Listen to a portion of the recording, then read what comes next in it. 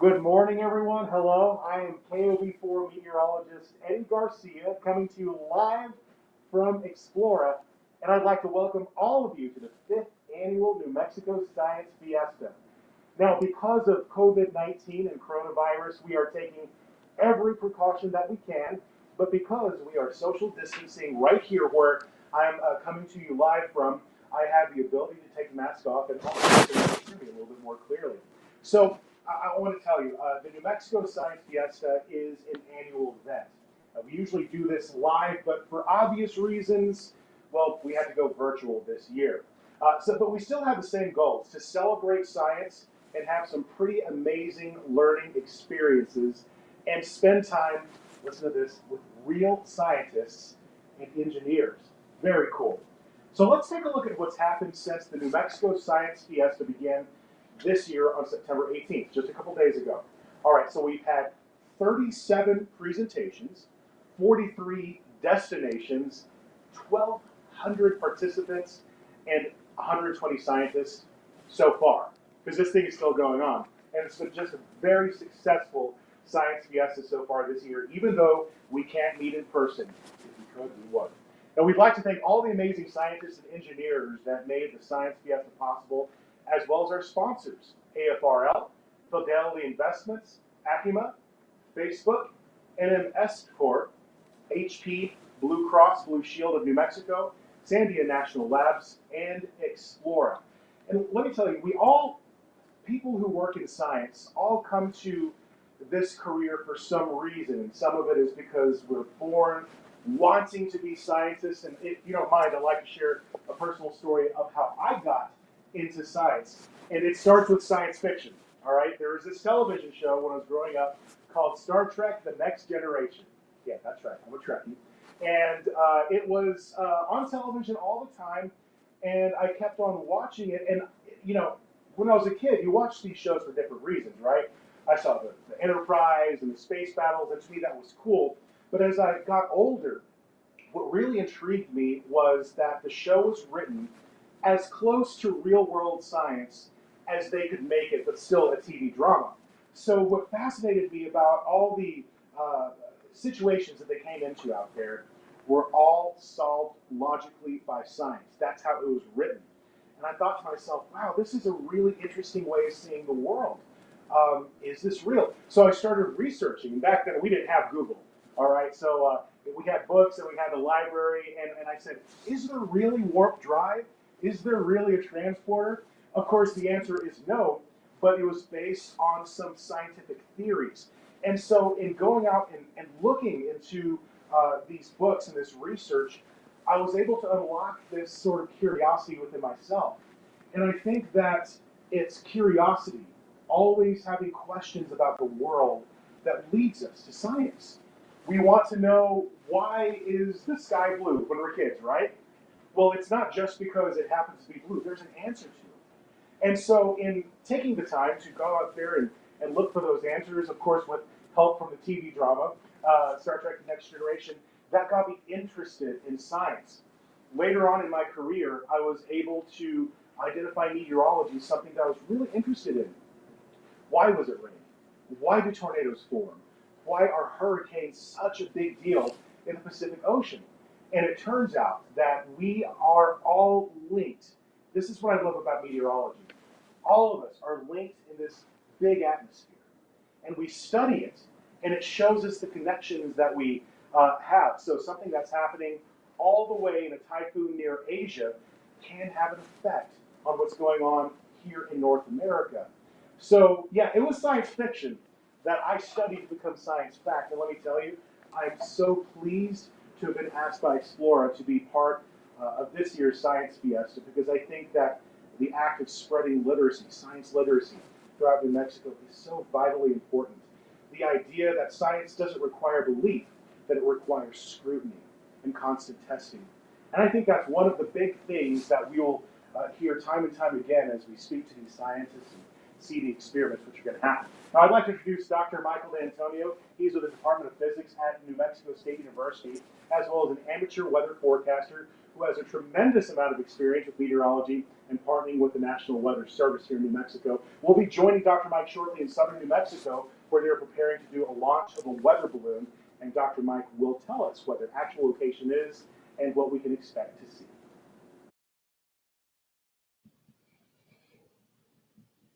Howdy, everybody. This is Dr. Mike. I'm your resident amateur weather forecaster that you've been seeing on some of the other videos throughout this Science Fiesta. I have here with me Jason Laney. He's a warning coordination meteorologist for the National Weather Service in El Paso. He's been doing that position for 10 years now. Is that correct? I've been with the Weather Service for 10 years. Okay, and my understanding from him is he actually did some weather broadcasting up there in Albuquerque, New Mexico at KRQE from about 2006 to 2010. Is that correct? That's correct. All right. I just got too old and too ugly to stay on TV, so I'm back again. I know that feeling. Okay, so folks, today what we're going to do here, Jason's going to take us through how they do a balloon launch, the weather balloon launch here in West Texas, and we're going to send it off to him right now and have him do that. All right, very good. Thank you very much. Now, we are not in the building, but you can step. That's all right. That's not a big deal.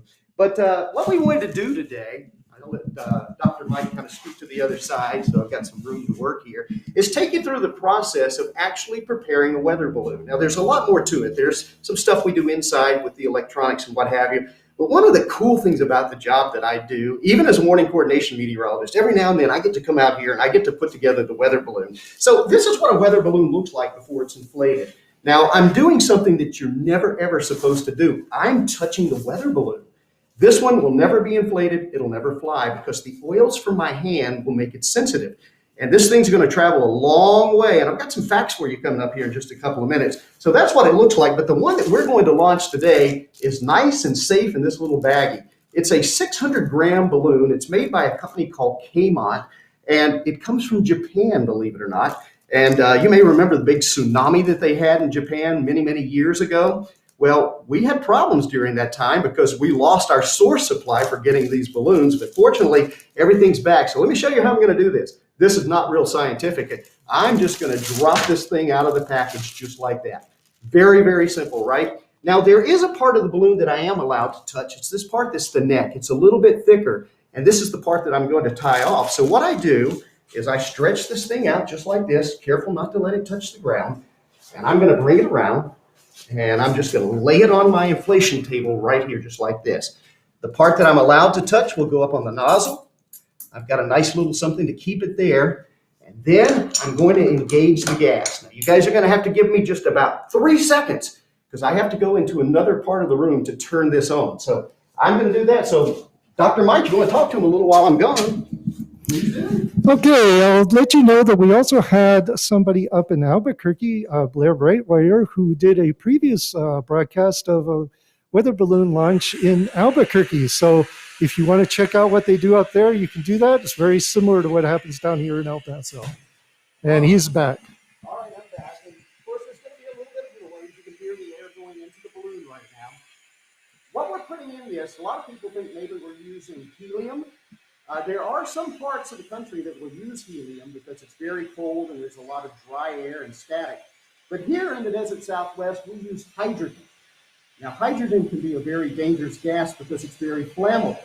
As a result, we don't typically come into this area with our electronics. We leave our cell phones out when we come in.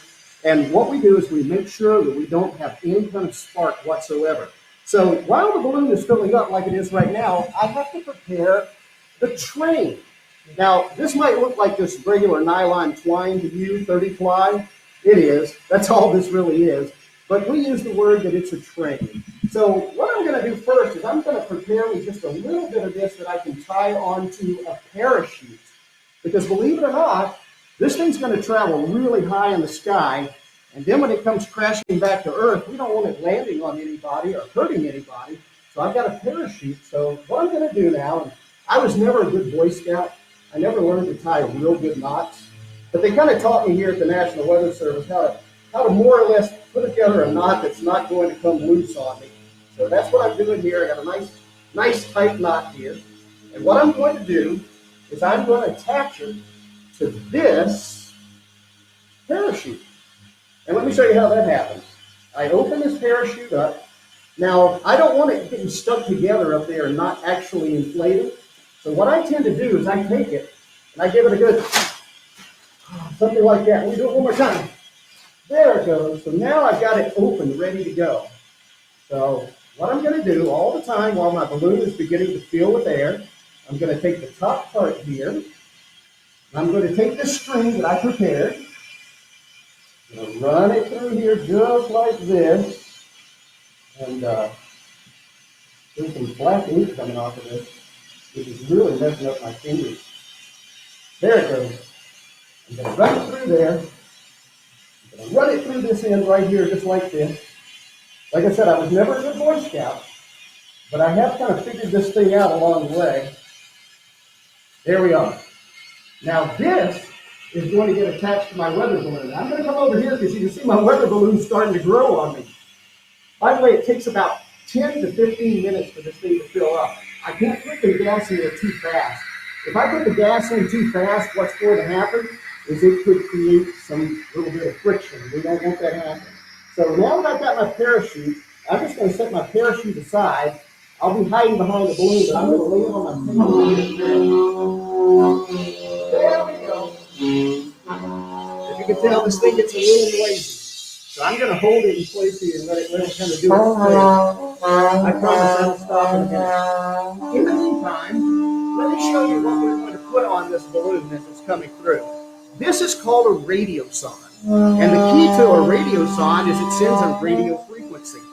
This little instrument can measure the temperature of the air. It can measure the amount of moisture in the air by the relative humidity. It can measure the pressure of the air. And I don't want to touch that thing, it's coming right at me. And it also has a GPS on it so it can measure where it's traveling. All the sensors, the pressure is inside the box. All the other sensors are on this little boom that's on the top part here. And it actually comes in two parts. This is the real radiosonde. The back of it is nothing but a battery. You can see the batteries that are in there. And so what we do is we connect those together. It gives it the power that it needs. I've already connected this one and it's ready to go. But before any of this happens, before we even come out here, boy, that's a loud balloon, isn't it? We do this 2 times a day, believe it or not. Okay, I think I've got it being quiet. No, it doesn't want to behave. It's like my dog. At any rate, before we even came out here, we hooked this up inside and we tested it. We wanted to make sure that the temperature was accurate, that the pressure was accurate. It's what we call baselining a radiosonde. So that's stuff that's behind the scenes that you're getting to see out here where we're filling up the weather balloon. But this is what's going on here, and this is the instrument we're going to attach. Now, we want to measure the temperature of the air. We don't want to measure the temperature of this balloon right here. That's one of the reasons this balloon is white. That's because the light will reflect off of it. It won't absorb heat. But even at that, I don't want this anywhere near that balloon. So believe it or not, I'm going to take that train, that string that I had, the twine, and I'm going to measure out at least 86 feet. And I have a way of doing that. This is kind of cool for you guys. I'm 5 foot 9 inches tall, okay? When I extend my arms on both sides, that's about equal to my height. So I know that that's about 5 foot 9 inches. And if I want 86 feet of that, you want to do the math, that means I've got to stretch my arms out 15 times. So let's do that. Here's 1, here's 2, 3, 4, 5, 6, 7, 8, 9, 10, 11, 12, almost there, 13, 14, 15 times. Now, that might not be perfectly exact, but it's pretty close. What we're really going to do is we're going to make sure that this is far away from that balloon. So, what I'm going to do, you may have to bring the camera around this way. I apologize if the balloon's kind of in the way.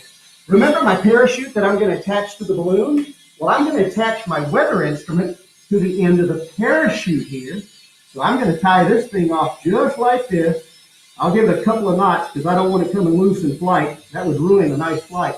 So now I've got 86 feet of what I call my train all the way over here, and I'm going to attach it to my radiosonde. So here we go. We're coming back to the other side here. Remember the radiosonde that I'm going to send up into the air is this one? So all I'm going to do is I'm going to hook this thing together. So give me just a minute to get it threaded in. Normally I use a little bit of moisture to do this, to kind of help me get it tied in. And unfortunately, I can't open my mask to do that today. So I'm just going to put this thing in a nice little knot, just like this. Hook it all together. So now, 86 feet away from the balloon is my radio sign. So all of this is going on while the balloon is still filling up. Now, how do I know when to stop putting air in the balloon? I don't. I know how much lift I want. I want enough in there to calibrate this thing to rise at about 5 meters per second, because it sends back a radio signal. This sends back a radio signal once every 2 seconds to my computer in the office. And if it goes too fast, I may miss some data on the way. But if it goes too slow, I'm going to collect more data than I really need to kind of sort through. So about 5 meters per second. So this thing is actually weighted. Look at this. If I lift up on it, notice that the gas stops flowing. I have got this calibrated to get me the right amount of gas to get me that lift rate. So what's going to happen automatically, whenever this balloon gets the right amount of gas in it, it's going to float up just enough that it can support the weight that I have here. And that's what is stopping. And that's going to tell me when I have the right amount of gas. So believe it or not, we're really, really close there. I've got something else here to show you before that happens. This is also 86 feet of twine, but it's on a nice little rolling thing. One of the problems we have here in the desert Southwest is when it gets windy and really windy, you got to remember the balloon's going up, but the wind carries it sideways. And if it goes sideways on a windy day, well, my weather instrument might just bounce off the ground. These things are pretty delicate. We don't want that to happen. So sometimes we'll start it off really short with this thing that we call a regulator. And as it flies up in the air, it begins to kind of open up and unspool. But today is a beautiful day. We've got a little bit of a breeze. I wanted you guys to see the real fun of me letting this thing go with 86 feet of twine on the other side of it. But just in case of a windy day, we do have an option to get through that. So I think that our weather balloon is just about ready to lift off. Let's give it just a few seconds. I can tell it's actually starting to move here just a little bit. I would say we're probably only about 20 seconds away from this weather balloon actually being ready for flight. Then all I got to do is attach the parachute to it and tie it off. So, like I say, being a good Boy Scout comes in handy to be a meteorologist, believe it or not, because you have to tie a lot of knots before it's said and done. So what I'm going to do is I'm going to step into the other room and get ready to turn off the hydrogen, because I'm sure that this thing is ready to go here in just a second. So, Dr. Mike, it's yours again. Okay, so while he's in there, I'll just let you know that we've been doing a lot of different weather type events during the Science Fiesta. So if you get a chance, check out their YouTube site and you will see, I think there's something on the order of 15 different weather broadcasts that we did. So you can check it all out. And we're back. All right. We're just about done, but we're not done just yet. If I take this thing off of there, what's going to happen is all my gas is going to escape. So remember that first rope that I put together that holds the parachute? Well, that's what I'm going to put on the balloon first. I'm going to put that on the balloon right now, right here on the neck, the part that I'm allowed to touch. And I'm going to make that thing really, really tight, because I don't want this coming open in flight for me. All right, that part's done, but there's still one more thing that I need to do. I'm going to get me one more little piece of string here to tie off what's called the neck of the balloon. So watch this. Release it. I'm going to take it off, and I'm going to take this part that I had, and I'm going to hook it right here so it's now supported. Isn't that cool? Then I'm going to turn this up, and the last little knot that I've got to put in it is about to happen. This is a little tricky because I'm trying to hold the balloon. I'm trying to get a knot. I'm trying to get it around this thing. And oh, thank goodness I got that one on the first try today. Now I don't have to hold this balloon anymore. But that's not a real good strong knot, so I'm going to double knot this thing. I'm going to tell it that you're not coming loose on me in this flight. No way. You're going to make a nice tight seal. Whoops, you got away from me. Come back, come back, come back. Sometimes that happens with these silly balloons. Let's try it one more time. I'll tell you what, let me get another piece of string because that one fell off. This is actually the hardest part of doing a weather balloon. And it has nothing to do with whether or not you're a scientist or not. It's how well you can tie a rope in a knot. And apparently I didn't tie a good knot. Of course, I've never tried to do this before while talking to somebody. So this is a bit of a challenge on me. All right, look at that. Good tight knot this time. All right. So this thing is all set up and ready to go. So what do we have left to do? We have to launch the weather balloon. So let's do it. I'm going to take my radio sonde in one hand. I'm going to bring it out here. You're going to have to watch me on this one. I'm going to go far. Remember, I've got 86 feet of string. So I'm going to pull this string. You may have to tell them what I'm doing so far. Okay, so he's pulling the string out all the way, folks. He's asked me to tell you because I'm sure you can't hear him right now. And then he's going to hook it to the bucket, I believe. Let's see what he does there. Or set it on the bucket so it's ready to go. Yep. He puts the sonde into the bucket, and that way it's well supported. And as the balloon launches, it will actually pull it out of the bucket. And you can see him giving lots and lots of slack on the string. Yeah, what I wanted to do there is when this thing takes off, the wind's going to carry the balloon. And I don't want to be standing in the way of that string. I don't want that string to wrap around my feet. So I'm going to go out here, Dr. Mike, and I'm going to get ready to launch this. They won't be able to hear me. So I want you to tell them, and I want you to give me a countdown when it's time to let the balloon Absolutely. go. Okay, so he's walking out right now, getting ready to go. He'll give me a thumbs up when he's ready to go, and then we'll count down for him. We'll give him a 3, 2, 1, okay? All right, are you ready, everybody? Here we go. 3, 2, 1, send it off. And off she goes. And Dave's going to try and keep that in the picture, but the sun's probably going to get in the way. All right, and then Jason will come back and tell us what that balloon's going to do. All right, so. All right. Now, just some facts and figures for you. We do this twice a day. Come over here. I'm looking at Dr. Mike and not the camera. We do this 2 times a day. We do it at 5 o'clock in the morning and 5 o'clock in the afternoon. 365 days a year, that's over 700 weather balloons that we launch from right here. The National Weather Service does this twice a day at 90 different locations.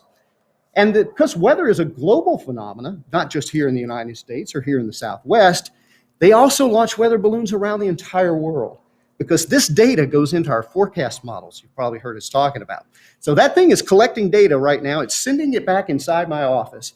Then we're going to take it, we're going to package it, we're going to put it into the next run of the computer models, and it's going to make our forecast just that much better. But if you think about it, there are more than 75,000 weather balloons sent up every year. And do you know where that one's going? First of all, it's going to go about 20 miles high in the sky. 20 miles high. That balloon was about 6 feet wide when we inflated it. It's going to be about 20 feet wide whenever it actually pops, way in the top part of the atmosphere. But by then, it's going to be a long way from here. We estimate these things usually travel about 120 miles. So 120 miles from here is around, Carlsbad, New Mexico. I expect this weather balloon is going to pop, and that parachute's going to open up, and that weather instrument's going to gradually make its way down to the ground, and it's going to land somewhere in southeastern New Mexico. I have no idea where it lands. I'll probably never ever see it again. What happens, on the back of our radio sonde, it actually tells you if you ever were to find one of these, that it is a delicate weather instrument. It's not dangerous. Sometimes if somebody sees something like this come out of the sky and land in their yard, I would be concerned about that. I would be afraid that maybe it was a UFO or something. But it tells you exactly what it is. It says it's a harmless weather instrument, and there's no harm to you whatsoever. The most dangerous thing in there are some AA batteries. So, and they're probably worn out and not even have any more charge to them because that's what's been powering it the whole way. And inside the antenna, which transmits back to us, there's a little bitty sack that's inside there. It already has our address on it. It's already postage paid. So what we ask people, if you happen to find one of these, just put it in there and send it back to us because this costs the government and our taxpayers a lot of money. We send a lot of these up every day. So if we get it back, we can recondition it and we can use it again. The whole idea of recycling and being more sustainable. That's good for our atmosphere. It's good for our climate. And of course, I'm a good steward of the atmosphere and the earth around us. That's why I'm an air quality type scientist, not air quality. I'm a meteorologist, but I do concern myself with that. How many do you think we get back in a year at our office that we launch? Over 700 we launch. How many do you think we get back? Take a guess. About 1 or 2 a year. Only 1 or 2 a year? Only 1 or 2. Does that mean that a lot of people have souvenirs at their house? No. Our people here in New Mexico are much better than that. When they find it, they almost always send it back, but we have a lot of desert territory out here. Usually these land somewhere, and the only thing to ever see them is a coyote. On occasion, though, our Border Patrol will be out, and they may come across it, and we have trained them to know what to look for, that these are not dangerous. There's nothing wrong with it. These things land in southeastern New Mexico, depending on the direction of the winds. They've landed in Chihuahua, Mexico, down to the south of us there. So they are kind of cool. If you ever kind of come across one of these, we would like for you to send it back to us. So that's a little bit about this thing. How high it goes up? What did I say? About 20 miles? 20 miles, yeah. About 120 miles away is where it's going to pop and come back down to the earth. But all the while, we're collecting that data, and that's what the data is about. So we're right on time. We've got maybe about 10 more minutes left. Do you think maybe we have some questions out there? And if we don't, I'll try to answer anything that you guys have. So let's go ahead and set it up. So we're going to be watching for your questions. They're going to send it to our cameraman, Dave Dubois, who happens to be the climatologist for the entire state of New Mexico. And he's going to watch for your questions. When we see them, he's going to relay them to me, and we'll ask Jason. And we also, by the way, have Dave's son here, who is our production engineer. So he's actually running all the computer and stuff like that to make sure that this gets broadcast well live. Just thought I'd introduce them to you. And if you want to see Dave, he's actually done a couple of the broadcasts earlier, so you can find him on the YouTube channel. All right, so I got a few questions while we're waiting for their questions, unless we got some. Dave, do we have any? No, okay. So you say this goes 20 miles in the air. Is that higher than an airplane? Oh, absolutely. The airplane, this is going to go up about 100,000 feet. And so I may not have done the conversion to miles very well because I don't have my calculator, but 100,000 feet is where it's going. I was just on an airplane about 2 weeks ago, and the pilot came on and he said, "We've reached our cruising altitude." And trust me, we were so high up, I couldn't see anything on the ground. We were at 33,000 feet. So this is going to go up at least 3 times higher than airplanes do, believe it or not. Wow. And that's because, believe it or not, this is going to go into part of the atmosphere called the stratosphere, up where the ozone layer exists. That data that we collect up there is not data that I'm going to use to forecast our weather down here. But there are other scientists that use this data. We're part of NOAA, the National Oceanic and Atmospheric Association, and we care about the oceans, we care about the air, we care about the atmosphere. So while I'm using just a limited part of this data to help my forecast models and me produce a better weather forecast for this area, lots of people, lots of scientists are out there benefiting from this data and the different types of models that are going on. So that's why we allow it to continue on to get all of that. Basically, once this thing leaves the lowest part of the atmosphere, by the way, that's called the troposphere. I like to call it the weather sphere because that's where the moisture exists. And of course, we don't have a lot of moisture around here sometimes, beautiful day like today, but moisture and the energy release that comes from the change of state, you know, changing from New Mexico to Texas. No, not that change of state. The change of state from solid to gas to liquid, it absorbs and releases energy, and that amount of energy is incredible.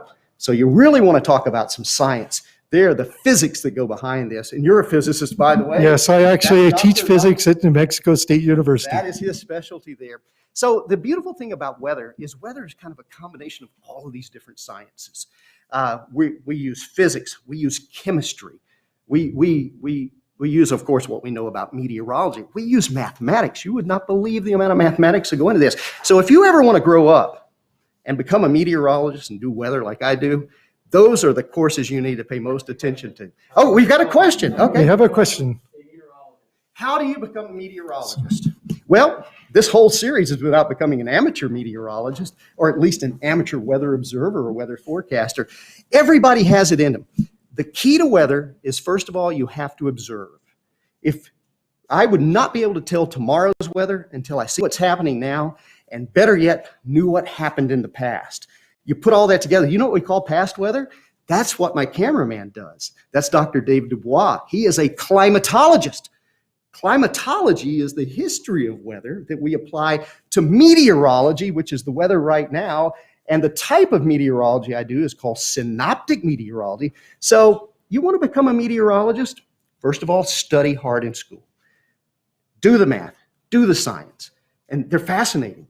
To me, every day watching the changes in weather, it's like magic unfolding in front of my eyes there, believe it, it's fun. But you're also going to want to go to college, and you're going to want to study the more detailed part of it. I'm keeping it very simple right now for us, but there's a lot that goes through it. And there's several places that you can study meteorology around the area. If you want to get a master's degree, they teach that up in New Mexico Tech. But you can get started whether you're up in Albuquerque at UNM, whether you're down here at NMSU, and you can get started with all the basic courses you're going to need. You're going to get your math, you're going to get your physics, you're going to get your chemistry, but then you're going to want to transfer to a school that teaches meteorology. In Texas, that's going to be Texas A&M. If it's in Oklahoma, the University of Oklahoma, Arizona, Arizona State, University of Colorado, up to the north of us, there are a lot of schools nearby. And you can just Google that on the web. Just Google up and say meteorology schools. And so you'll study meteorology. It only takes 4 years. You don't have to have a master's degree.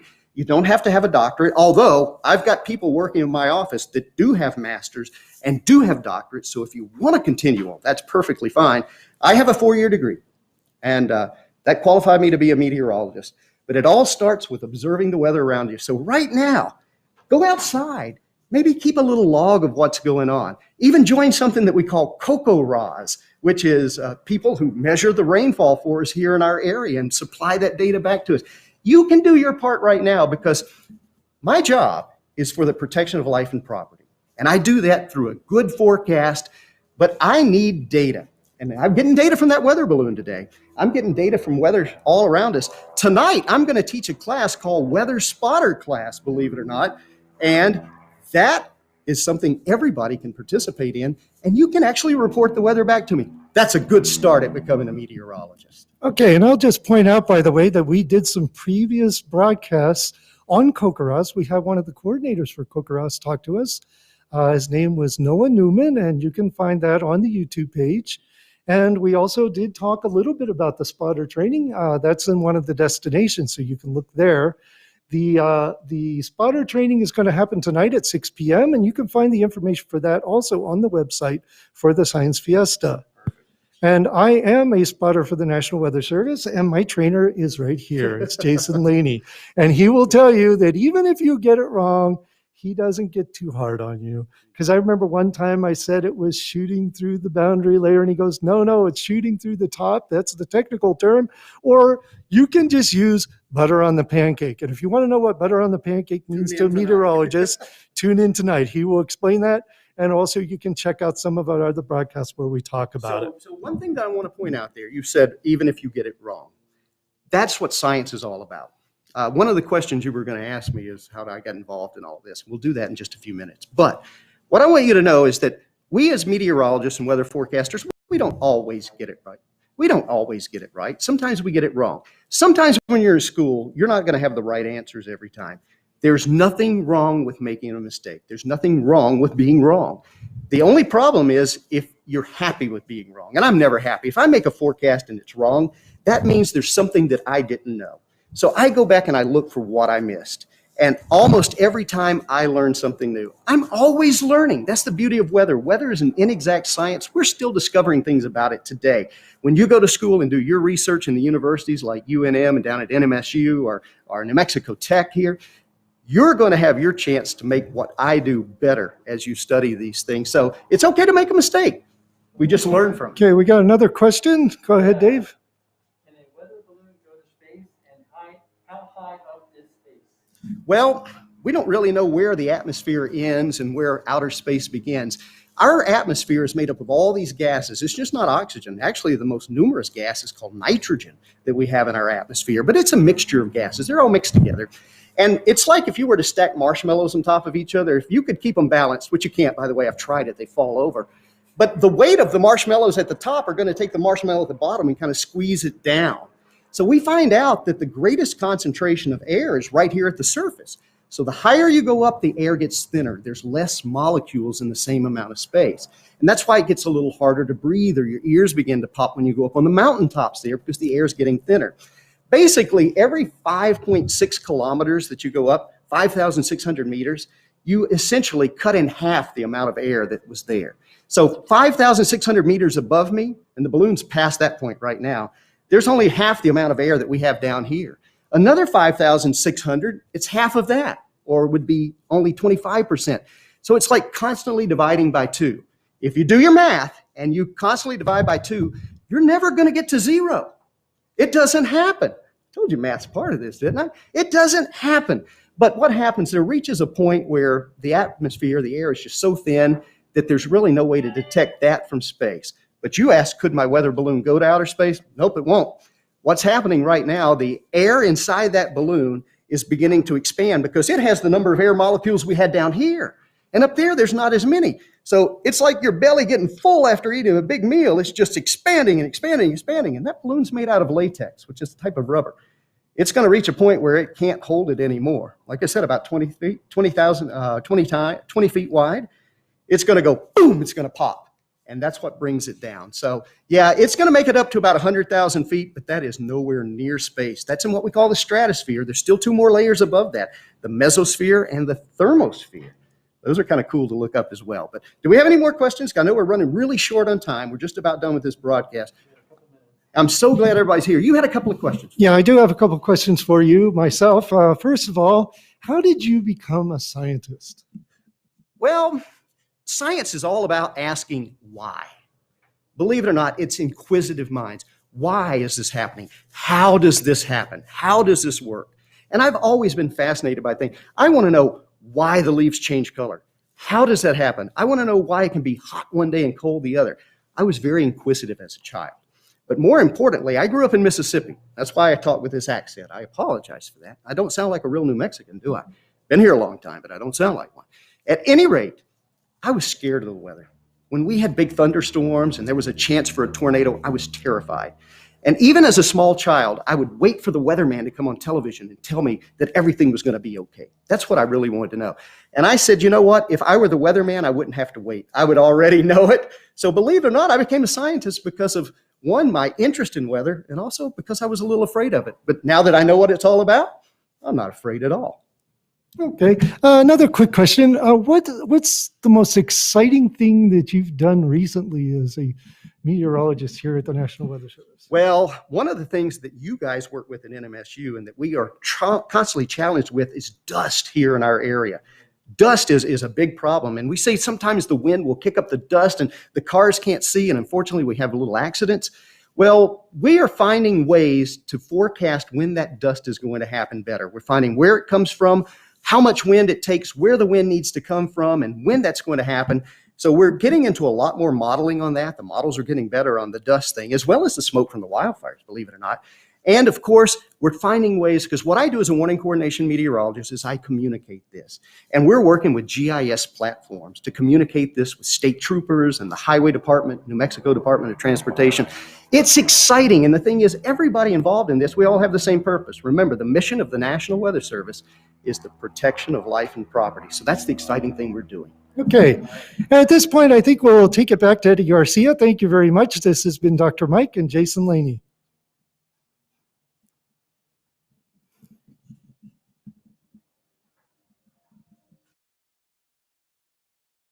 That was, thank you so much for that. That was a very cool, at least for me as a meteorologist. Right? That was a very cool demonstration.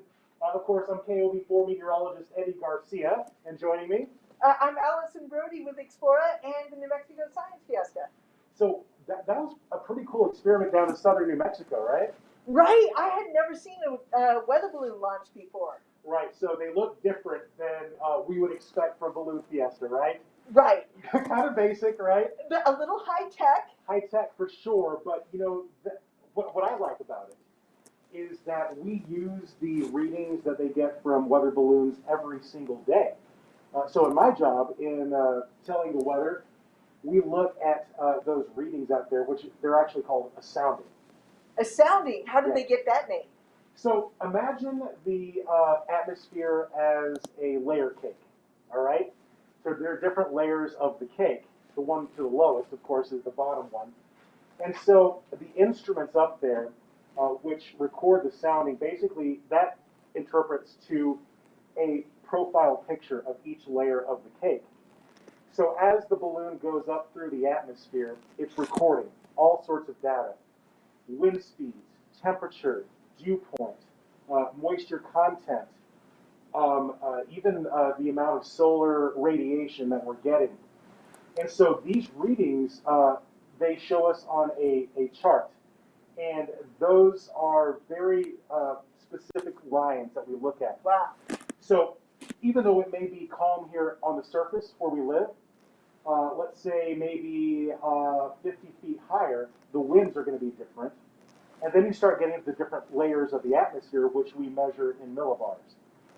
So here, because we're at around a mile high, we're about 850 millibars, right? When we start getting a little bit higher, the millibars, those readings get lower. So around 500 millibars is where we look at the systems that move in. We are able to see what the wind in general is doing up there. And so once we get a snapshot of each layer of the Right. cake, that informs us of what's going on over the atmosphere. We combine that reading with satellite shots and all sorts of computer modeling, and that helps us do as precise a forecast as we can. Right. Of course, it's a pretty big atmosphere out there. But it's just such a cool way of integrating this sort of low technology of a balloon that Mhm. can just rise straight up through that column, give you that vertical set of readings, and the high technology of all of those instruments. Right. I mean, we always talk about in science what is the most logical way to get something done. Does it make sense to use rockets? No, that's an active system. So we want to use a passive system. We know that the gases that they put in the balloon naturally will lift. Right. So that's an easy solution for us, right? Right. That's a good piece of technology. We don't have to improve on that because we know that with our physics on this planet, that works. It's a good way of delivery. Well, this has already been such a fun day, and there's so much more to come today for the New Mexico Science Fiesta. That's right. I think we have some live music from a local New Mexico band, the Cumberlands. So enjoy. And we'll just take a short break and come back at about 10:45.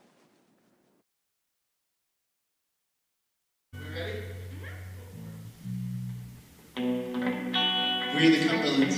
This is one of ours. It's called Somerset.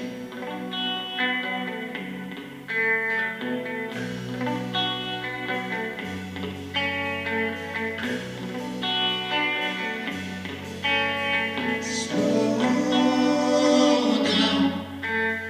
It's like you wanna leave this town. Culture digging for us, the overland, laying you out and down. So bright, this treasure that's in your mind. What you're looking for is what you left behind.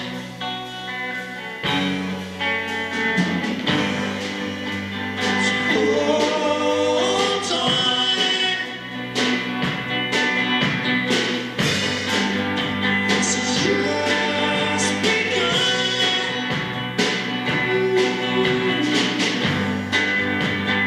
Hold on.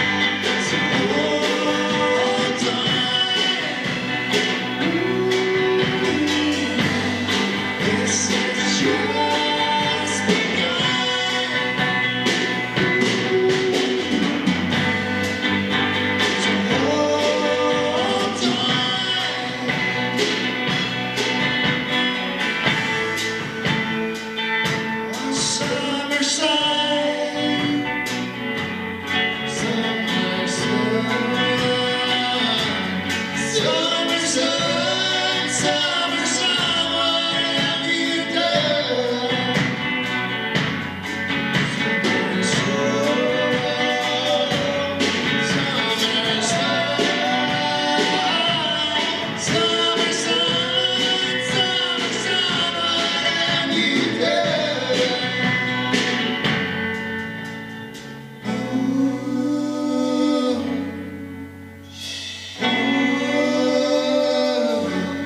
Summer sun, what have you done?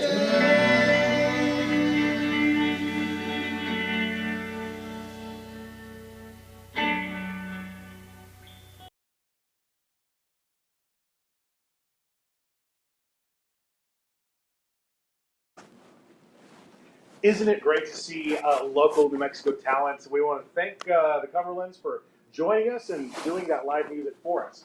Well, I am Eddie Garcia with KOB4, and we are coming to you live from New Mexico Science Fiesta. So here's what's coming up next. This is very cool. We have two events coming up, and you have a choice. You can choose to attend one of these 30-minute sessions. Now, the first option is you can join Ashley with the UNM Department of Education. She'll be hosting a special science-themed story time for our younger audiences. Or, choice number two, you can join R4 Creating, actually, to see some cool technologies that this group of young people are using, including 3D printing, CAD design, robotics, and drones. So to join, please follow the links at the Science Fiesta website, and these sessions will start at 10:50.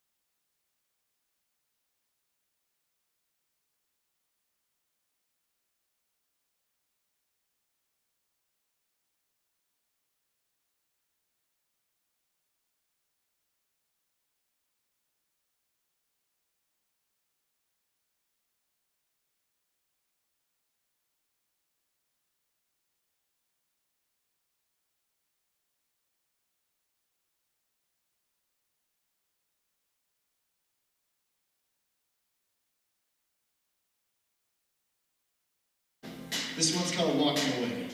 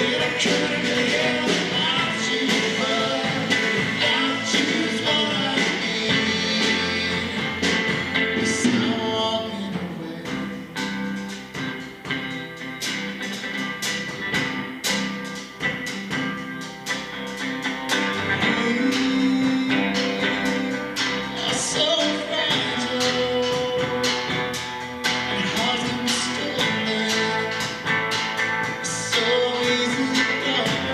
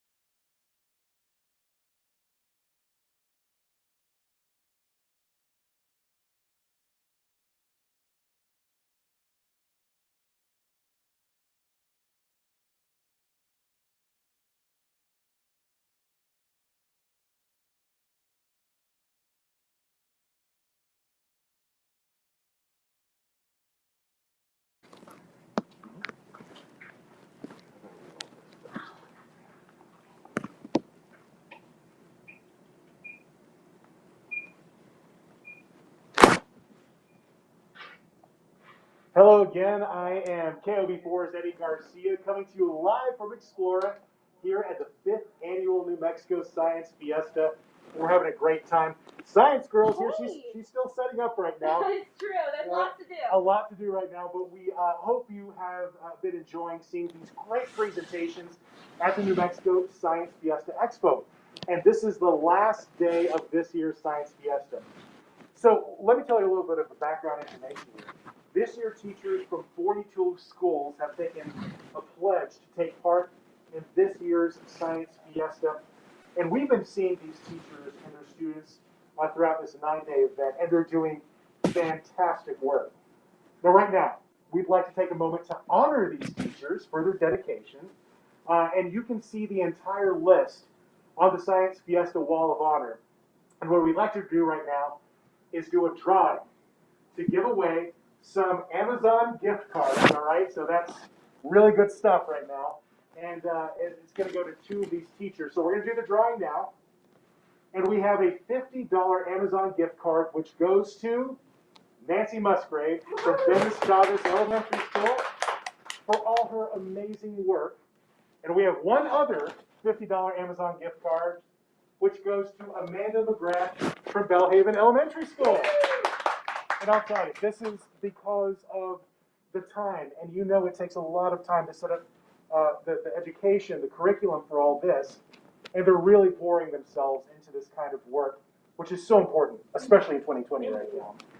And all of this is possible through the generosity of our sponsors, AFRL, Fidelity Investments, Acima, Facebook, New Mexico EPSCoR, Blue Cross Blue Shield of New Mexico, and the Sandia National Laboratories, HP, and of course, where we're coming to you live from, Explora.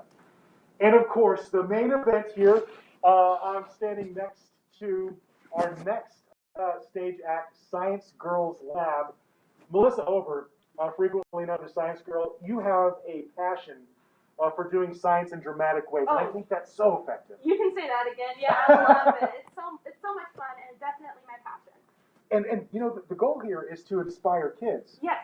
To get excited about science, right? Indeed. It's not always just a clipboard and, you know, just taking notes, no, right? No, it's not just a textbook either. It's living, it's breathing, it's interactive, and I want to make sure kids know that. Such a great mission. And so today you're going to be revealing some of the secrets of glow and light. Yes.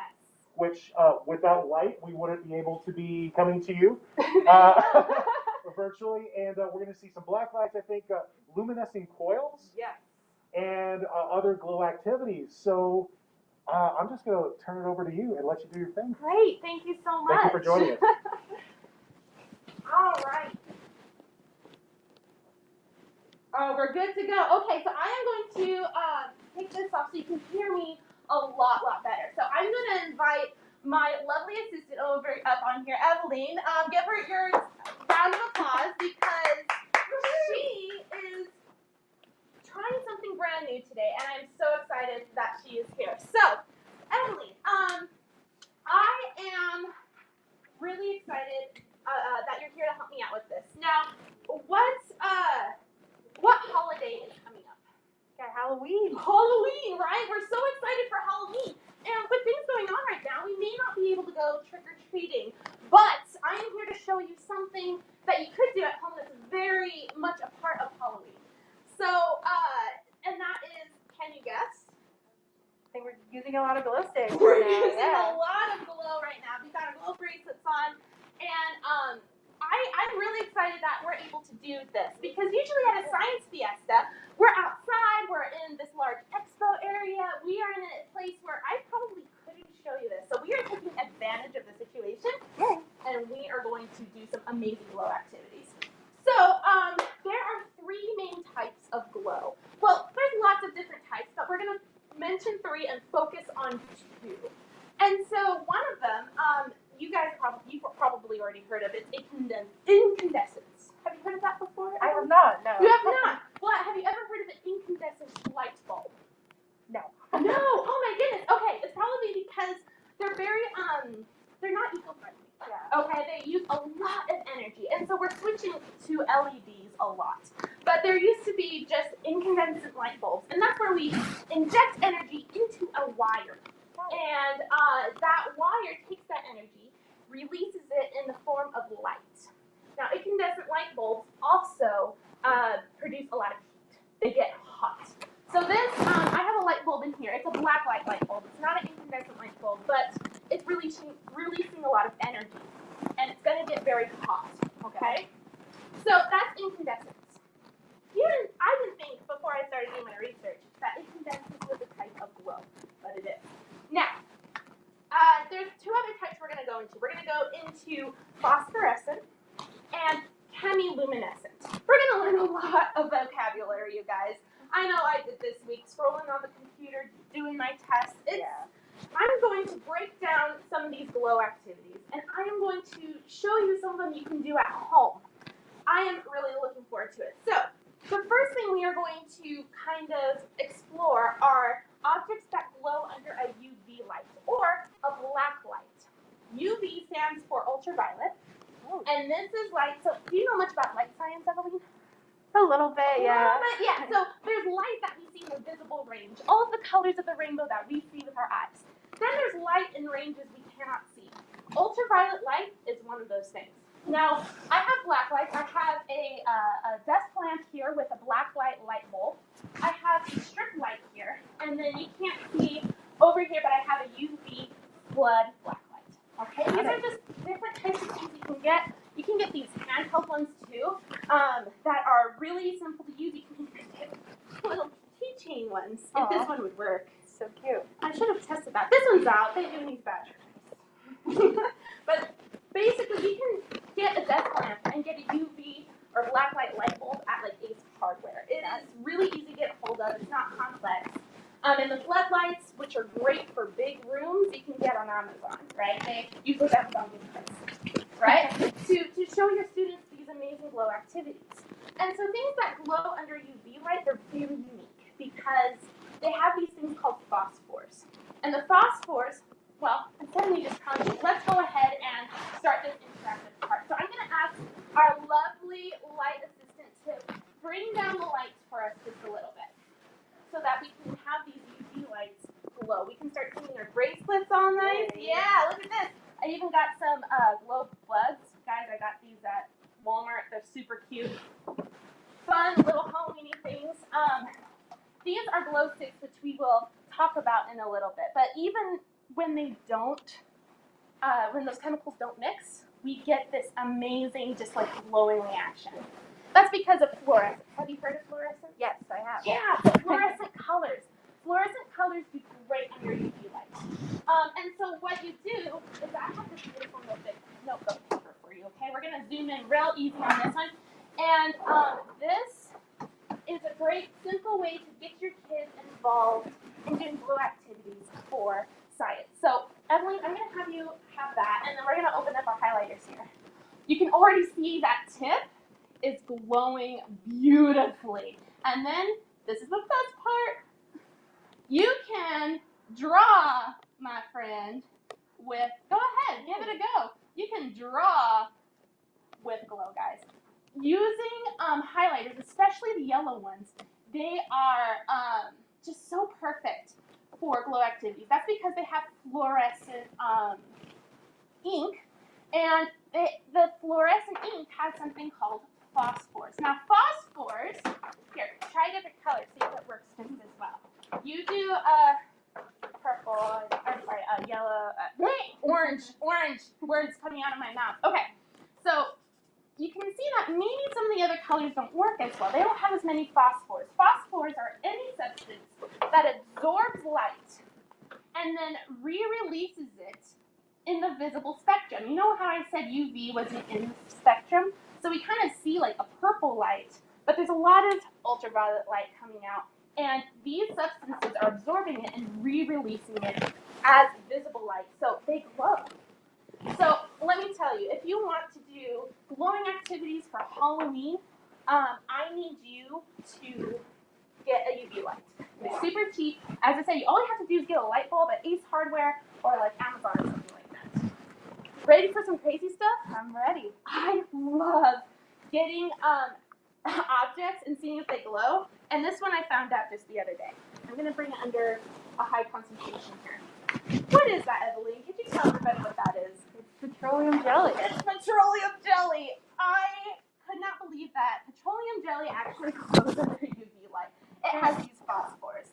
Now I was like, oh, now that we use petroleum jelly, what great finger paint. And I started painting with it, and I noticed what happens when we start thinning it out.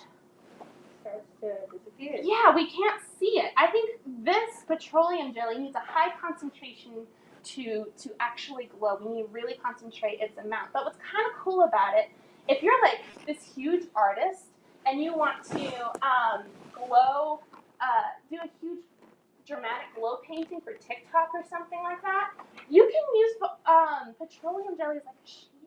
Yeah. That's what I was thinking. And so, I'm sorry, I got your petroleum jelly on your fingers now. Here's paper towels. And we're going to talk about some other weird things that glow under UV light. So we can bring the lights up just a little bit to get an idea while I talk about this. So, some other crazy things that glow under UV light is actually ripe bananas. Oh. Right? Ripe bananas. I had no idea. So I went to the kitchen and luckily we had some really ripe bananas. That was a few days ago, so now they're gone. But I brought them to UV light and the area around the ripe spots were glowing. And I was like, what's going on here? So I tried to do some research and there's actually not a lot of people that know about this. And so I wasn't able to find exactly why. But here's my hypothesis, and y'all should check me on this. There's something in the bananas that decompose, and it's giving off, it's radiating. Now, I know what you're thinking when you think of radiation, okay? What do you think of when you think of radiation? It's harmful. It's harmful, right? It's not true for everything. When we're taking radiating, it's something that is radiating off something else. So light is radiating off of this light bulb. Yeah. So the banana is radiating some type of energy that we can see under UV light. I have no idea what it is.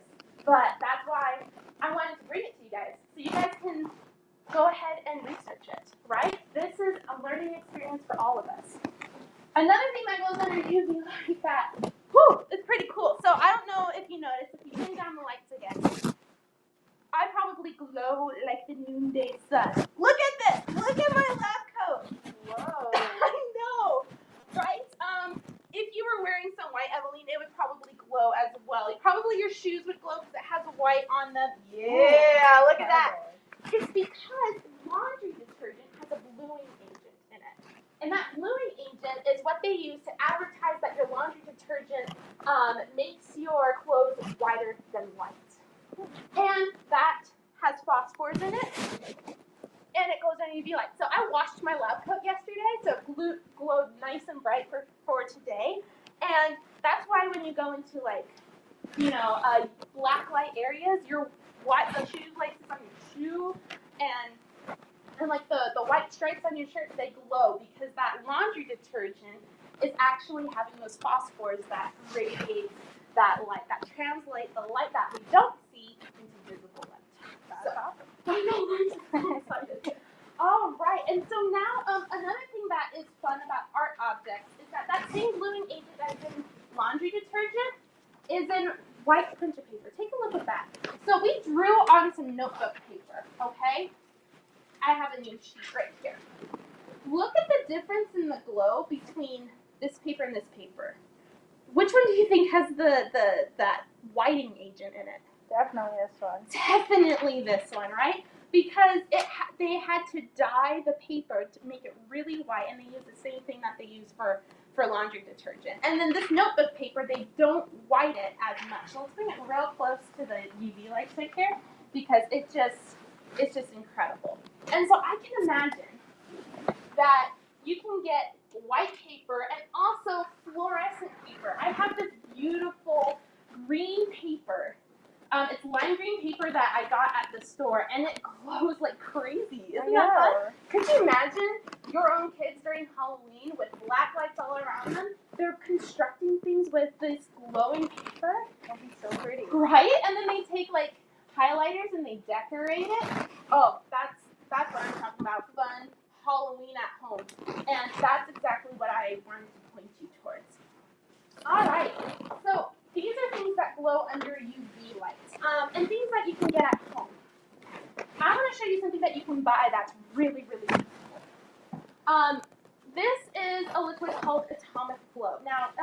see it glowing under this UV light right now?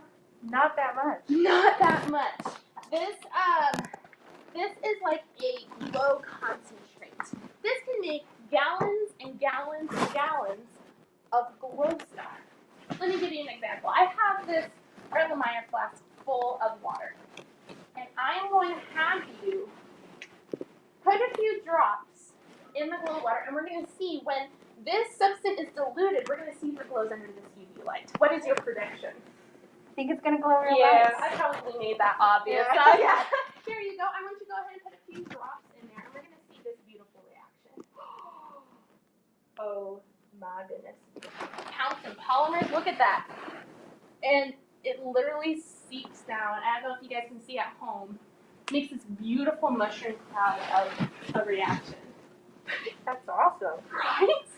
I love this atomic glow stuff. And you only put a few drops. And if we mix this real nice, we get a glowing liquid. That is a great decoration for your Halloween at home. This, it just makes things so much fun. I love my atomic glow, and it's not like dangerous to touch. So kids can touch it and they won't hurt. We just don't want to get it in our eyes or our mouth, right? We don't want to ingest this, right? Don't ingest science unless told otherwise. Emily, have you ever done Orbeez? I have. You Yes. have. So tell me a little bit about Orbeez. How do they work? I have no idea how they work, but they start as little balls, and you put them in water, and they grow. Yeah, they grow, right? So Orbeez are, or some people know them as jelly marbles. They are absorbent polymers, and they absorb the water around it. So I thought, what if we put glow agent in the water that the Orbeez soak up? Yeah. I gotta tell you this. This is probably one of my favorite things. We have now glowing Orbeez. You want to touch some of them? Sure. Right? That's the best part. So hold out your hand. I hopefully won't get water on you. But this is just fun if you want to gross out your kids. You make a whole bucket of this and you get these beautiful glowing Orbeez. And they bounce around and they feel squishy. They're great for fake guts and things. I'm telling you, when it comes to science, Halloween is just so much fun. And so these I made quite a while ago. So they're not glowing as well as I would have hoped. But with fresh Orbeez, it's absolutely beautiful. So Atomic Glow, it is reasonably priced. Look it up online, and you can. I've had my Atomic Glow stuff for years. It works for a long time. So go ahead and put your Orbeez back in my beautiful light bulb. I got this at Hobby Lobby, and it's just a fun little Halloween decoration that I can pull out when people have events for Halloween. And so these are pretty good. I'm going to show you another liquid that glows. And this was brand new for me. This was absolutely brand new. I was looking up glow things online, and I found this. This is tonic water. Dang. Right? I had no idea tonic water glows under UV light. Here, go ahead and grab that. So, have you ever tasted tonic water? I have not, no. You have not? Okay. So it basically tastes like angry water. Oh. Very Yum. angry water. It's got this bitter, sour taste almost to it. It's because it has this thing called quinine in it. Now quinine is a phosphor. It absorbs the light energy and re-releases it as a invisible light in that visible spectrum. And so I was like, okay, I did glow Orbeez with the Atomic Glow. I was wondering if it would work for tonic water Orbeez. So I threw these in this morning. I meant to last night. My statistics homework distracted me and I forgot to put them in. But these are about 3 hours growing, and I don't know what they're going to look like. So let's take a look. Oh man, we have a little bit of they're not glowing as much as I would hope. But again, these are like half the size of these guys.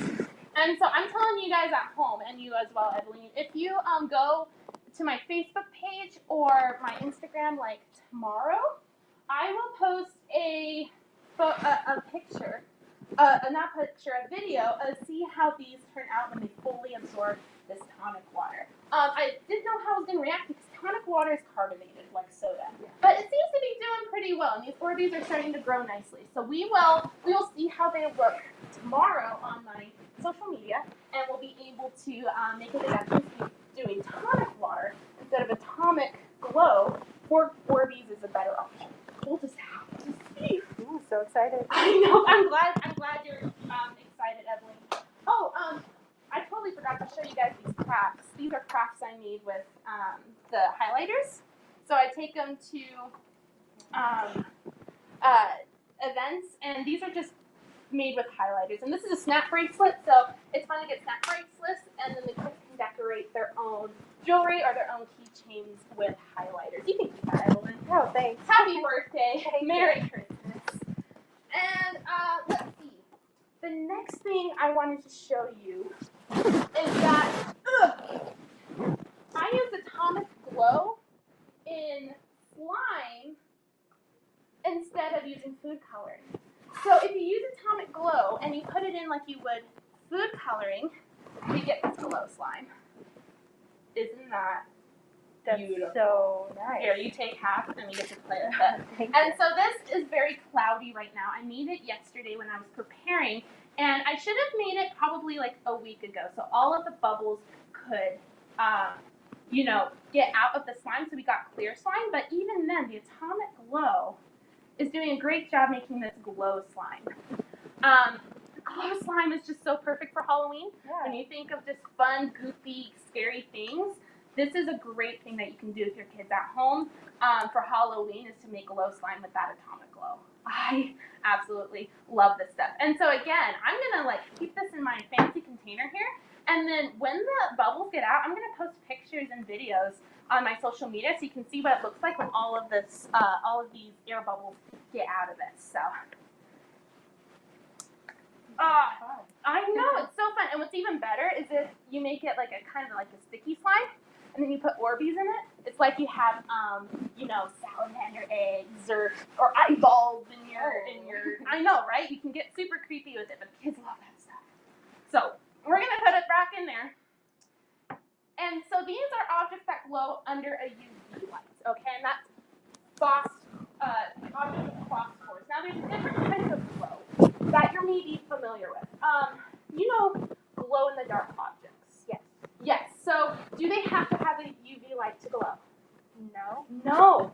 They actually charge up in the sunlight, in the daylight, under UV light, and they keep on glowing afterwards. And so this type of glowing, the glow in the dark, is called phosphorescent. So I have this glow powder, okay? Now this glow powder, this is like the good stuff. This is the stuff I got for a party, and I was testing out the product, but this one's way Oh, better. it's already glowing. I know, it's already glowing. But if I bring it out from the UV light area, it still glows. It will continue glowing until it releases all of the visible light. Unlike things like this, where it glows under UV light, this doesn't glow once you turn the lights on. But this will keep on glowing. This is glow in the dark. So put out your hand. You didn't know when you left today you'd get dirty, huh? Never. I love using this stuff when I do my glow birthday parties. I put it on the kids' hands, and we have a discussion about germs. And we pretend that this glow powder is germs. And by the end of the activity, we turn on all of the UV light stuff, and they get to see where this stuff got stuck. You can see my UV lamp right here is covered in it right now because, we touch things. And if I touch your arm or something, I'm going to get glow in there. If I touch my face, germs on your face. So it's a great discussion with your kids on learning how and why we need to wash our hands. Especially now. Especially now, right? So this is a great, fun, interactive way to teach kids about germs and why we need to wash our hands. So now you can see the table's covered with this. And now you can see this powder, the cheaper powder, is glowing now, but if I move it around, you can see the stuff underneath hasn't absorbed yet. So you get this really fun artistry stuff. So anyway, glow powder is so fun, and you want to find phosphorescent. If you're looking stuff up online, you want phosphorescent. If it's fluorescent, it'll glow under UV light. If it's phosphorescent, you'll have to look at the description because they'll say glow in the dark, and that should continue to glow outside. But usually you gotta make sure you look at the description. Look for phosphorescent because that means it'll glow continuously. But if you're gonna have UV lights, it doesn't really matter. So this is a great way to talk about phosphorescent. So we're gonna turn. We're gonna keep the lights off. So the next type of glowing that we're gonna talk about, it's called chemiluminescent. Have you heard of chemiluminescent before? I've heard of it, but I don't know what it is. Yeah, I got you. So chemiluminescent, it's derived from chemi, meaning chemical, and then luminescent, meaning light. So chemical light. You know how I was saying with incandescent, it produces the light, but there's a lot of heat? Well, chemiluminescence is different, that it doesn't produce heat in the chemical reaction. So basically, we don't need UV lights for chemiluminescent stuff. So I'm going to quick, turn it off. Well, not yet. Kind of need quick see me for a second. So glow sticks are chemiluminescent. They glow because of a chemical reaction, right? We've got some on here. You've got beautiful decorations. And so go ahead and take one of these. And there's two chemicals in here, and there is like a glass tube on the inside. And when you crack it, right? You crack the glass tube inside and you shake it, mixing the two chemicals, and we get this beautiful glowing reaction. This is chemiluminescence. It does not need UV lights to glow, okay? We just need the chemical reaction. Now, do these last forever? No. Absolutely I not. Right? But what if we could make it last forever? Well, at least longer. Let me show you how to do this. We can actually play with the chemical reaction happening inside. I have in here, before we started, we had these two glasses, right? And we cracked two of them, and we put them in here. So which one's this one? This one is our hot water. That's the hot water, and then this one is Our cold water. our cold water. So which one's obviously glowing brighter? Definitely the one in the warm. Definitely the one in the hot water. So the one in the hot water, the chemicals get warmed up, the molecules move around. And that chemical reaction is just happening faster because they're moving around, and so it's glowing brighter. But because we're speeding up the reaction, it won't last as long. But have you ever put glow sticks in the freezer? Yes. Yes! You put the glow sticks in the freezer so that they last longer. Yeah. And then when you pull out the next morning, I don't know about you, but when I first did it, I was kind of disappointed. Yeah, they're not as bright. They're not as bright because we're slowing down the reaction. The molecules are losing their energy and they're slowing down. And so it's not glowing as bright. But it's going to last a lot longer. So this is also a great way to talk to kids about molecules and chemicals because chemical reactions are happening in our bodies and all around us all the time, and they're affected by temperature. So this is a great way to show kids some chemiluminescence. You know about fireflies, right? Yes. Yes, fireflies and like starfish that glow and like cave worms that glow, they use bioluminescence. So bio meaning light and then luminescence meaning light. So it's like light, and they use chemiluminescence to glow. And so bioluminescence is a kind of chemiluminescence. All right, so we are starting to draw to a close here. So we're going to quick do something else that is a chemiluminescent reaction. This is something called instant glow powder. Now, instant glow powder, I discovered it myself, but you can get it on Amazon for a reasonable price. And this is for about, 2 demos. So it is a powder, and it has the two chemicals very similar that is what's in a glow stick. And the glow sticks, this is just in a powder form. And if I put water in here, it's actually going to mix those chemicals together, and it's going to glow with chemiluminescence. Ooh. Right? And so it said that I need about 200 milliliters. Look at that beautiful glow. And mix it up real well. So that chemical reaction is happening. It's not because of the even if I turn this off, it still glows. Right? we're gonna use this to make a glow coil. So you're gonna grab this, and we're gonna come on over here. And I have this beautiful tube, and the tube is connected to a beaker at the bottom there. And so I'm just gonna have you pour the liquid on top there. Very beautiful. And we're gonna see it glow. Keep pouring it. There you go. We get this beautiful, bright, glowing reaction, and we get this awesome glow. Sweet. All right, pour a little faster for me. Beautiful. All right, go ahead and stop. I love it, and it goes into our little container here, and we can redo it. So that was just a fun little way to use glow to make it a big reaction there. And then we have one more chemical reaction that we are going to do, but I need your help to just kind of move these things aside. We are going to do elephant's toothpaste, which probably a lot of our audience knows about. Okay. We are going to use atomic glow to go ahead and make a big reaction. And hopefully, I did this on the small scale, and the small scale looked pretty good. So I'm just hoping the big scale looks even better. We're gonna take a chance here. So I'm gonna put this over here. Thank you. And I'm gonna have you put a few drops of atomic glow in there. And not just a few drops, actually quite a few drops. Right? Probably a good squeeze. There you go. It's already glowing nice. Keep going. We want actually a high concentration. Beautiful. That's enough for me. And so now we have elephant toothpaste going on there. I'm going to add my soap. And I encourage everybody to go online and find out why this reaction works, because we want to be able to do this real fast. So this is hydrogen peroxide, and you have your, go ahead and put on your glasses and your gloves, because I'm going to have you do this reaction. This is simple. We are going to put a catalyst inside the hydrogen peroxide. I'm going to turn on my lamp here so we get another area where we get a nice glow.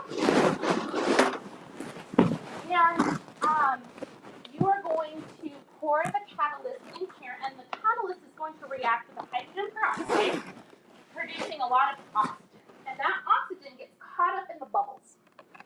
And the bubbles start to spill over, and we get this beautiful reaction. And I'm hoping with the UV light and the atomic glow, we get a beautiful, glowing elephant toothpaste.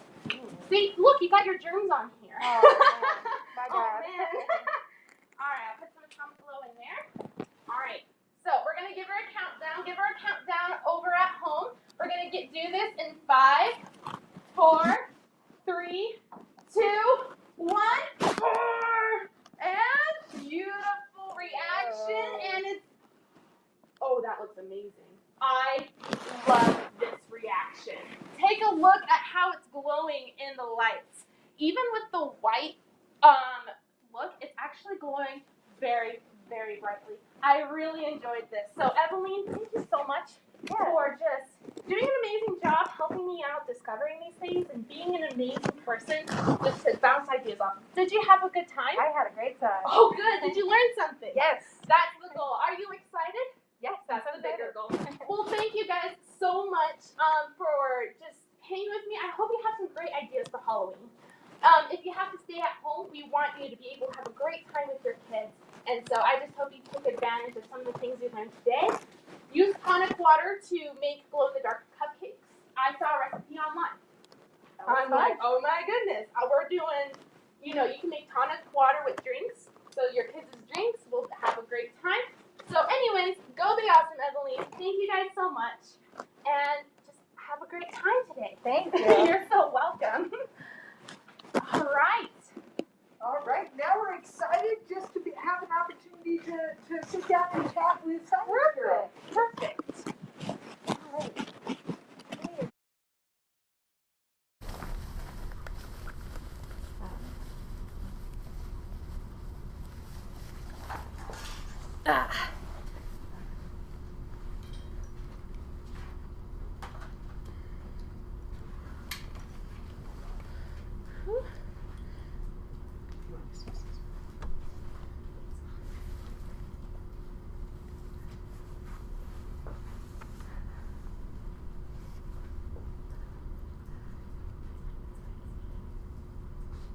All right. Hey, how's it going? Very good. Good. So I'm Allison Brody. I work here at Explora, and I've been helping out with the New Mexico Science Fiesta this year. Well, thank you so much for doing that. I know, that was so awesome. Thank you. And you've been doing this for quite a while. Mm-hmm. Now, why in particular did you choose these demonstrations as part of the Science Fiesta this year? Well, I think one of the biggest parts of it was when I heard that we were able to do it and I kind of mentioned this while we were doing it, we were able to do it in this theater. I'm very familiar with this theater because I started Science Girls Lab here, and I was really excited to hear that we were going to be in here, and I was like, man, how can I utilize what we have around us to make this a unique experience? And this unique experience was made possible because we're not outside like we usually traditionally do. And I'm like, oh, what a great opportunity to show them something I may not show them in future years. Right. So particularly, I chose these because of the situation. I was able to take advantage of it. And also, when it comes to glowing activities, kids love it. And you know, they go gaga over glowing activities. And with everything happening now, I wanted them to have ideas of what they could do during Halloween. And so I decided to empower the kids with knowledge that they can use to enjoy the next season of Halloween. And that's honestly what I'm all about, is just exciting kids about science and getting them curious so that they move forward. Nice. The New Mexico STEM community, and we've seen so many partners join us in the Science Fiesta, that it's no doubt that there's a strong science community in New Mexico. And I saw a theme with all of the other community partners that they strive to develop the skills in the kids, right, and they want to create those experiences and resources so that they can grow and do what they want to do, so the kids can grow and do what they want to do. Right. And for myself, I saw a little bit of a different part that I could fill, which was the inspiration. Oh, okay. And the excitement. Right. I wanted, I'm doing Science Girls Lab, and I am Science Girl because somebody inspired me to do it. I saw a science performance, and I came away wanting to know more. Right. I came away excited. I wanted to go out and discover. I wanted to share with other people, and then it clicked. Right. I wanted to create that in my community.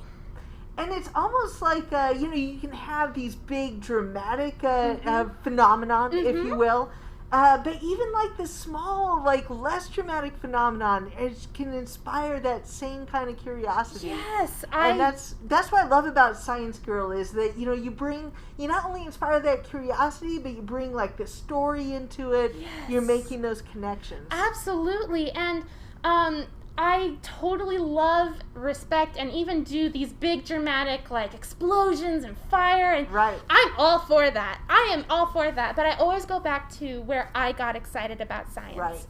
It was so small, and my mom didn't even realize that I got excited because she floated a grape in a glass, It was such a simple experiment that blew my mind as a young kid and wanted me to keep studying, keep going. And so when it comes to designing any experience, that's what I do. I make an experience through experiments. Right, right. When it comes to doing anything like this, I want to make sure that I'm excited about it, because that means you will get excited. That's right. The people at home will get excited. The kids will get excited because we shared a connection through something we can all stand behind, which Nice. is science activities. Right. So it's always been just one of those things when I'm designing things like this, I want to make sure I'm excited and I communicate that. So I'm also an educator. I'm a communicator Right. with what I do. Yeah. And you mentioned your mother, like that one experience sort of triggered that love of science. Uh-huh. Do you think it's important for everybody to have that kind of like mentor, or that, somebody to help show them the way? Absolutely, and I think you should have many of them if you can. I was very fortunate to have, I was here at Explora for many years during high school and when I was a kid. I had many mentors here. And I had my mom as a mentor, and my dad as a mentor, and people I hadn't even met, like the Mythbusters and Steve Spangler. These people who showed something that I got. Like I understood what they were doing, and I wanted to do it. And so I did all I could to contact whoever I could contact and learn. And so when it comes to mentorship, to people who inspire you, I want to encourage anybody who, even if they're like this famous person or you're their next door neighbor or someone in your family, just ask them questions. Right. Because if they're anybody like any mentor I've ever had, they want to share with you. I don't think of any person who will reject, if you say, oh, I want to hear about your story, or I have this idea, what do you think about it? There are very few people that will say no. And even if they did, it's not that bad. At least you asked. So I find mentorships very important, and that's why I love the STEM community so much, is that places like robotics teams and educational programs and Explora, there's all these teachers who are mentors naturally and are there for this community. And so I always encourage kids to try to find somebody who they aspire to be and want to learn from, because it's so important. It really is. And we should say that Melissa and I, we go back about 5 years. She was part of Explora's Youth Intern Program. And this is a program that we start with high school students, give them a on-the-job learning experience that's a true internship that includes mentors and so on. Absolutely. And then Melissa has grown into this entrepreneur with her own business. And like you said, you're just going out there. Is there anything that you're working on right now that really excites you? Oh, I am honestly working with where everything is happening. I'm really excited to discover the digital world. I have been making videos to excite kids. So like my YouTube channel, I'm trying to develop it as much as I can, and I did that this summer. And so I've been working on making videos that I can give to teachers and schools that are more educationally based, because I just graduated with my undergrad in elementary science education, and I have now the experience to teach kids through my videos. And I want to be able to enable teachers and empower teachers to help their kids learn new things. And so I've been making videos. And I'm also working on things like virtual birthday parties. Oh, right. So I had one virtual birthday party that was very successful. And my goal with Science Girls Lab is always to get the kids involved. I am a presenter, I am a performer, but I'm also an educator where I see the true strength and value in involving the kids in what they need to be involved in. So I make kits and I send them out to the kids. I mail them or I drop them off, and then we all Zoom together and do the experiments together. And it went so well. The kids had way too much fun. The parents were excited. I love it when the family gets involved. That's my favorite thing. The community aspect of what I do is why I'm doing what I'm doing. So I love the doing the virtual birthday parties. I'm about to launch them the next week or so. Nice. I'll send out an email. I'll put it on my website and all that, just to see if I can help kids get that science experience even while we're still at home. And that's just perfect. It's like it's a learning experience, but it's fun, it's interactive, and like you said, it involves the whole family. And that's an important aspect of science education, that it's not, it takes that community, it takes having the whole family be part of that. Makes it fun, and that's totally what the New Mexico Science Fiesta is all about. And that's why I love the STEM community here in New Mexico, because they're not just about the kids, they're about the families. There's many events like the Science Fiesta that go on throughout the year, and everybody's involved, and it's just a way for these kids to get together. Nice. And for the families to connect around something. So, Melissa Ober, Science Girl, thank you so much for being part of the Science Fiesta this year, and thank you so much for just letting us know a little bit more about yourself. And I think we're going to take a short break right now, and we'll be on in a few minutes to let you know what's coming on next in the New Mexico Science Fiesta. Thank you.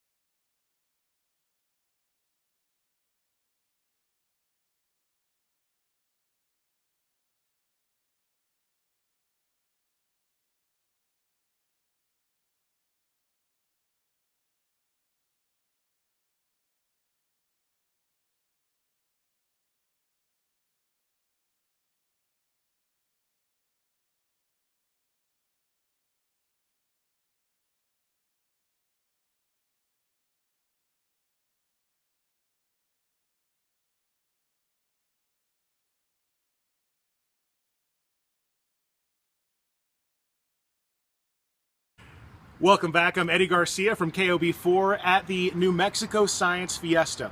Well, let me tell you what's next. We have an exciting option for you. In fact, two options, one of which you can choose to take your own journey on. The first one is Linda Brody with the Bava Yoga Studio. Now, what she's doing is an interactive kids yoga session.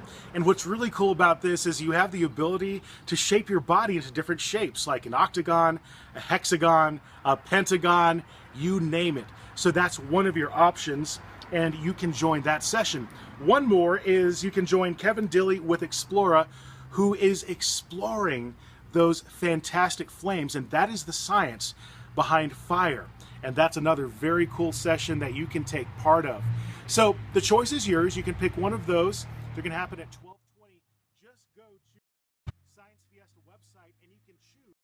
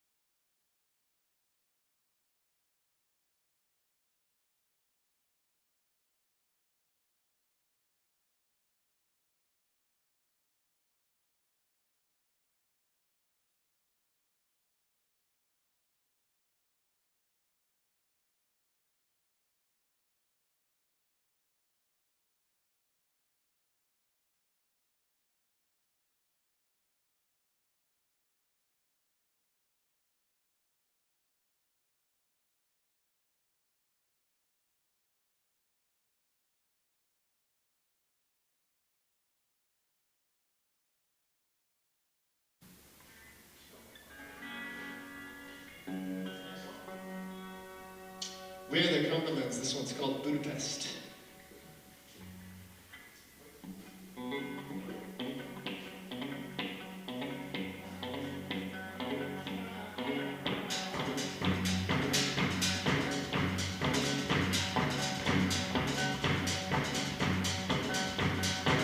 House in Budapest, buying Jersey chain, golden grand piano, my beautiful Castillo.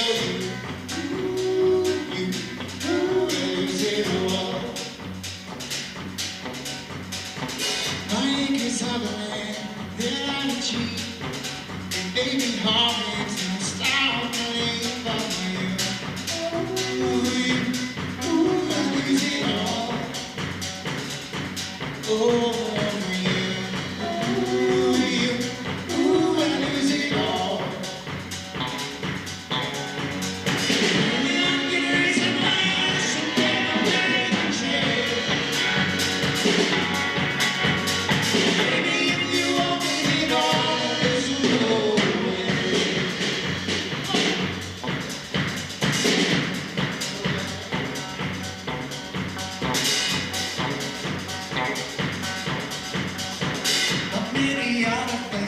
The list goes on. If you just say the words, I'll up and run to you. I lose it all for you. I lose it all. Here we go.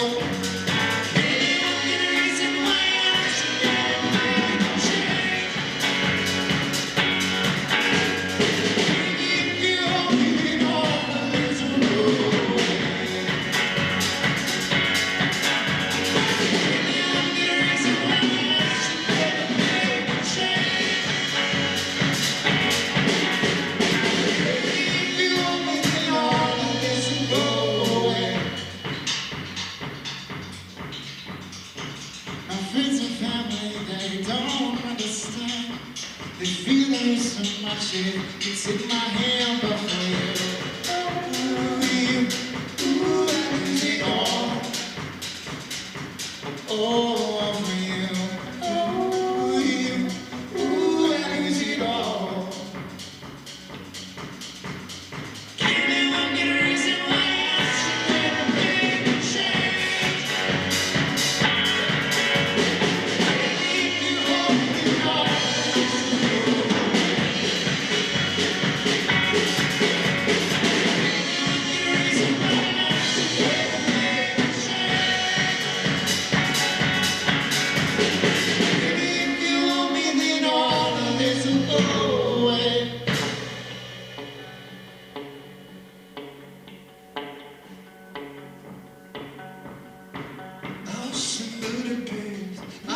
Treasure chest, golden grand piano, my beautiful Castillo. I lose it all. Oh, for you, I lose it all.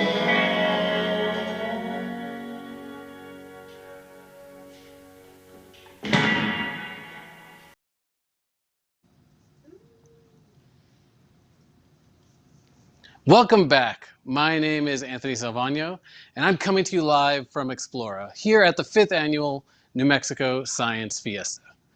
Over the past 9 days, we've had some amazing opportunities to learn science from real scientists, engineers, and artists. More than 1,000 students and families joined us for 37 different virtual presentations made by scientists and engineers. The Science Fiesta also included an interactive map with even more opportunities to learn about the science, engineering, and technology that happens every day throughout New Mexico and beyond. This year, we also introduced the New Mexico Science Fiesta Passport. Students and families use their passport to tell us what they did throughout the Science Fiesta and submit it to us. You can find the passport on the New Mexico Science Fiesta website. Download it and send it to us now to qualify for some great prizes. And don't worry if you don't use the actual passport. Just tell us 4 things you did during the Science Fiesta to qualify for the drawing. We'll do our first drawing at 2:30 this afternoon. There will be several more drawings early next week, so get those passports to us by the end of the day on Monday. And we'd like to thank 120 amazing scientists and engineers that made the Science Fiesta possible, as well as our sponsors, AFRL, Fidelity Investments, Akima, Facebook, New Mexico EPSCoR, HP, Blue Cross Blue Shield of New Mexico, Sandia National Laboratories, and Explora. Next, I'm excited to introduce our next stage act, the Air Force Research Lab in New Mexico.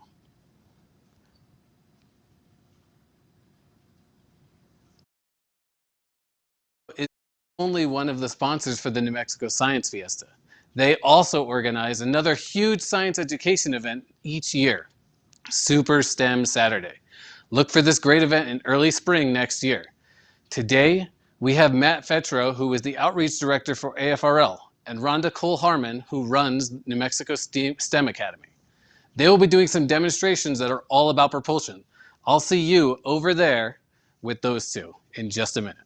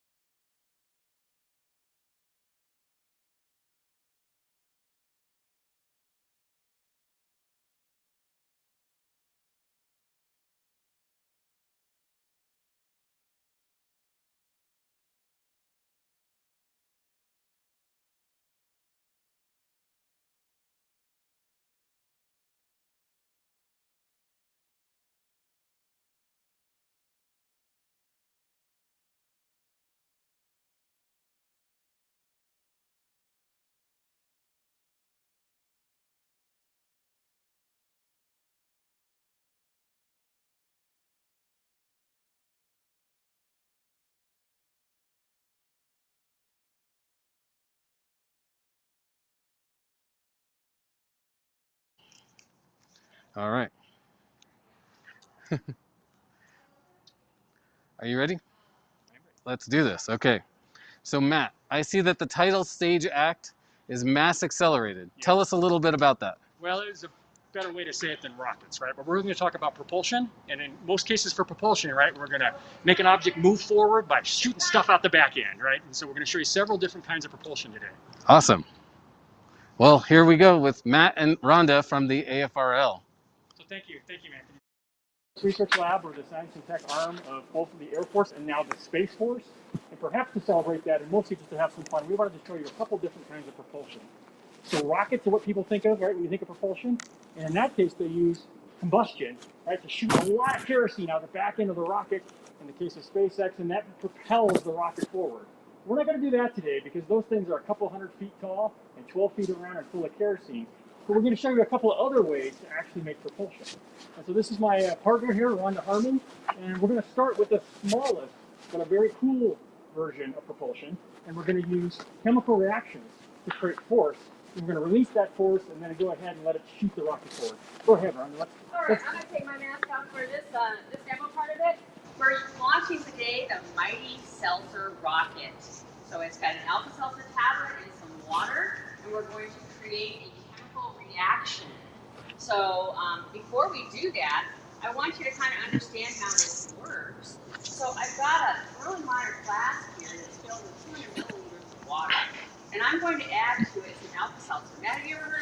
I have the whole up, bump, fizz thing, right? Yeah, I'm old enough to know yeah, that. we have Yeah. a chemical reaction that occurs. There's Yeah, they got some good. citric acid and sodium bicarbonate, which is baking powder, that react with the water, and we get fizzes like you see in soda pop, right? So to show you what happens with that fizz, if there's actually something being released, carbon dioxide is coming out of the water and sitting in the glass, we're going to use a balloon and some tablets. So are you ready to assist? I'm going to plop those in. And then we're going to put a balloon over the top. What happens? Do you see that balloon? It's filling up with carbon dioxide gas. It's being released as part of the chemical reaction. It doesn't look like it's launching yet. It isn't launching because the balloon is elastic. Okay, it just keeps filling. The balloon keeps filling, it gives away. Now when we do our launch, we're actually going to use the mighty seltzer rocket, which is a rigid plastic body. And we're going to put a stopper on it. So we're going to seal all that pressure in. So what happens? Well, it gets so much pressure that something's got to give. Right? Finally it gives, and what happens is the little plug is going to pop out, and we're going to have an action-reaction occur where the gas comes out, the rocket goes up. So let's see how this works. We're going to start with 10 milliliters of water, and nicely, these little kits, I got a little much in there, have a little marker on there. So I got 10 milliliters of water, and I'm going to put a full tablet of Alka-Seltzer inside. Now the nice thing is this little rocket has a shelf, so the Alka-Seltzer can rest on the shelf. And I'm going to cap it off. This is the crucial part I've learned. You have to get that tight enough so that you have enough pressure building up so your rocket isn't a dud, okay? So when I turn this over, the water is going to run over the capsule and the chemical reaction will begin, and we should have pressure building up and eventually have a full launch. Are you ready? Okay, here we go. We should use the launch pad. Let's use a launch pad. Here we go. Stand back. See the bubbles? I count down, but I don't know how long it takes. Nice. Now that was a pretty good run. That was pretty good. about 10 feet above the building here, so pretty good launch there. So what happens, do you think, if you try something different, man? So like more water or less water? Or less Alka-Seltzer maybe? So you want to try one doing something different and I'll do the same thing? Okay, you do the same thing and I'll try maybe half the Alka-Seltzer? Sure. All right, let's try that. This is my first time with this kind of rocket, so. You said 10 milliliters? 10 milliliters, yep. There's little graduated marks on here, so that's really handy. And I also put too much in. 10 milliliters isn't that much water. It isn't very much. Much less than an ounce, I think. All right, and then I'm going to go half a tablet, and I couldn't break them very evenly, so it's actually a little less than half. So, again, a little bit of experiment variable here. I got it in there. Pretty good. You lay it out here. Can I get my finger in there and lay it on the side? There we go. There we go. And then cap it real tight, right? Because we don't want it to just fizz out, right? We want the you want it to pop out, so you don't want it to leak out the end. So you kind of push and twist just a little bit. All right, I think I'm there. Should we go side by side? Yeah, let's go side by side and see who comes off the launch pad first. Are you ready? Same amount of water. 3, 2, 1. Alka-Seltzer. I think you're getting more bubbles. I don't know.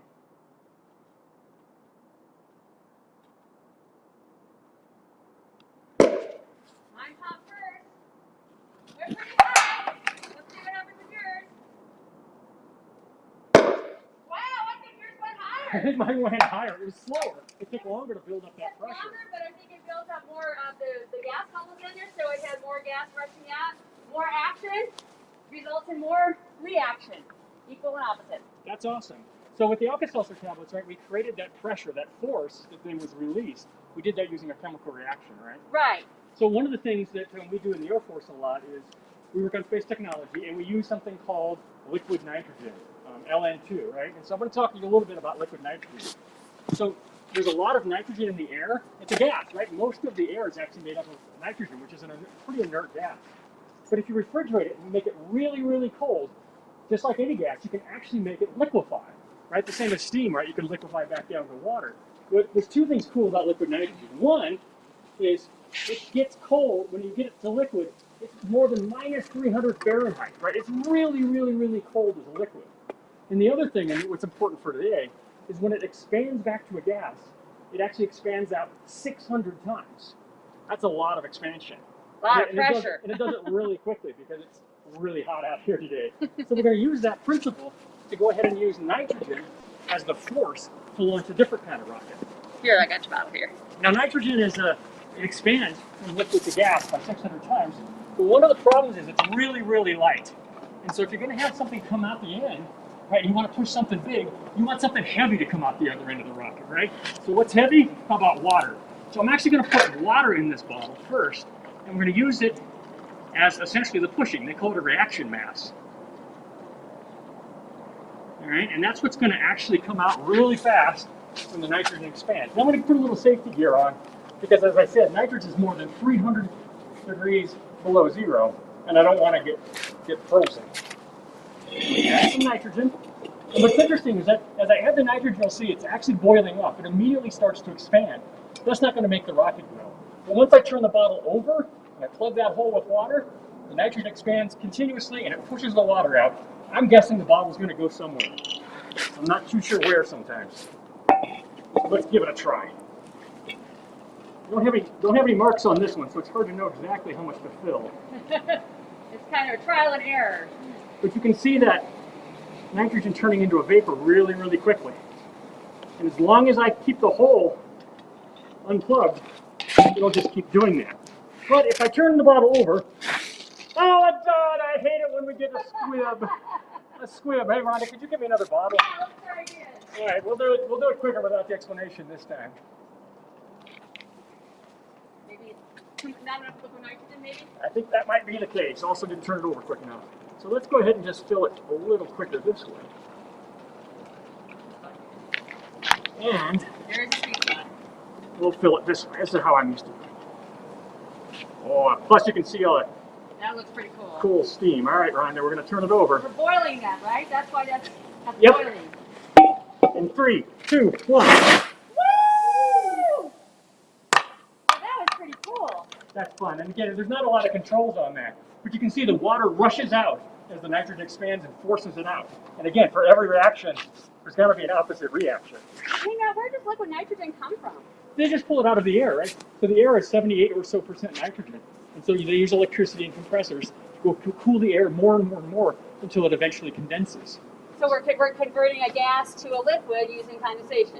Yeah, and same sort of thing, right? When you get rain, that's just water that's condensed out of the vapor water that's in the sky already, right? So besides being fun to launch rockets with, what else do you do with liquid nitrogen? So again, we work on space technology, and one of the things about space is it's really cold, particularly when the sun's not out. And so we use liquid nitrogen as what they call a cryogen. Basically, it's a way to cool things, to test the things, materials, equipment, as if they were in space. So it's kind of convenient. We have a lot of this up at an Air Force base where we do our work. Great, great. That was pretty fun. Kind of hard to control how those rockets go. So these are, again, a dangerous kind of experiment. And it's nice to have an opportunity like Science Fiesta Expo to be able to share some of this stuff. Do we have any bigger experiment? We have one do? more that's a little bigger. It's based on the same principle, right? We'll use expanding nitrogen to push water to launch something. Let's launch a trash can. That's the biggest thing we have. Okay, I think this one's going to be a little different though, isn't it? It is, right? Rather than having that the nitrogen kind of push the water out somewhat gently, which is what happened last time, we're going to do this more like we did with the Alka-Seltzer rocket. We're going to build up a lot of pressure and then let it all go at once. It sounds a little dangerous, and it is. That's why you see everything in here is made of plastic, right? Not something like glass or metal. That would not be safe at all. So here we've got a bucket of water, and once again, the water is a reaction mass. The water is actually what does the pushing. The nitrogen is just what creates the force, if that makes sense. So how do we build up pressure this time if we're putting it in water? What's going to be different about the bottle? Well, I think to build up pressure, rather than just letting it come out the hole, I'll put the cap on, which would seem pretty dangerous, right? But we've done this a lot. These are plastic, right? They wouldn't hurt if they shredded, and we're going to get away. So I'll fill it up with nitrogen. I'll put the cap on really tight because we don't want it just to leak out. We want it to build up pressure and blow. And then when it explodes, it should push that water up really, really high. So that bottle's going to be toast. Yeah, I think it's a one use at most on the bottle. All right, let's give it a try. Can you help me with this? I can, yeah. When I'm done putting the lid on the bottle, we don't have a lot of time. Okay, I'll get that. So maybe you could put our rocket right over the bottle. All right. So for this one, I think it has to be full about halfway. Is that right? I think so.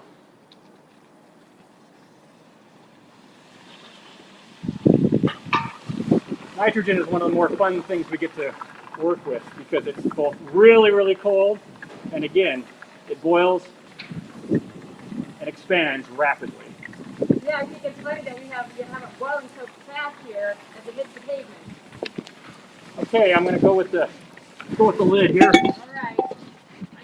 I got the rocket. Never want to step out of the way. Yeah, and you got to get the lid right. You can't cross thread it. All right, too far. Yeah, well, it's our adhesive, huh?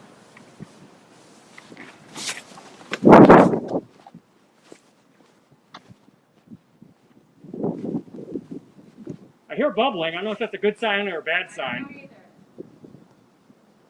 We've got some reacting with the water in there. Holy moly!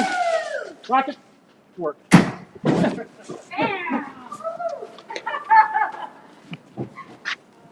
So that's what happens when you release all that pressure and all that energy at once, right? And that actually sometimes happens on real rockets. That's not what they want to happen. But if you've ever watched, particularly in the old days, videos of early rocket launches, sometimes if they didn't quite get the combustion right, and all of that kerosene or fuel, right, all went off at the same time, bad things happen. Fortunately, there's no flame here, although there's a lot of energy released when that trash can goes. So again, all of that force creates an opposite reaction, and since the bucket can't go down, we're on concrete, that trash can's got to go up. So, all right, Rhonda, anything else we forgot to mention? I don't think so. We've got our launches. We've had some fun. I hope you guys had fun watching. Thank you to Explorer for hosting us with Science Fiesta. We always love coming out for it. Thank you so much for coming out here, and these certainly were some explosive demonstrations. If you don't mind, I'd like to ask you a few questions. Yeah. You can go step in the shade and cool off for a little bit. You think we could use our liquid nitrogen to cool off a little bit, but that's really not going to work. That'd be pretty dangerous, Yeah, I think. it would be too cool. Yeah. So I'm curious about the demonstrations that you guys did here today. What was the inspiration? Why did you choose these specific demos? Well, again, they're fun and they're great to do outdoors on a wonderful sunny day like today here in Albuquerque. But more importantly, our work in space research actually uses these principles a bunch. If you think of not just rockets, but satellites in orbit, right? If you've got a satellite going around and around the Earth very, very fast and staying up in orbit, and you want to move it to a different position in orbit, you have the same challenges. You have to move that by basically ejecting material out the other direction. And so we do work in our laboratory at Kirtland Air Force Base on how to actually make those sorts of propulsion systems better. We don't use liquid nitrogen. What we end up doing is we use electrons and molecules, and we actually accelerate those atoms most of the time.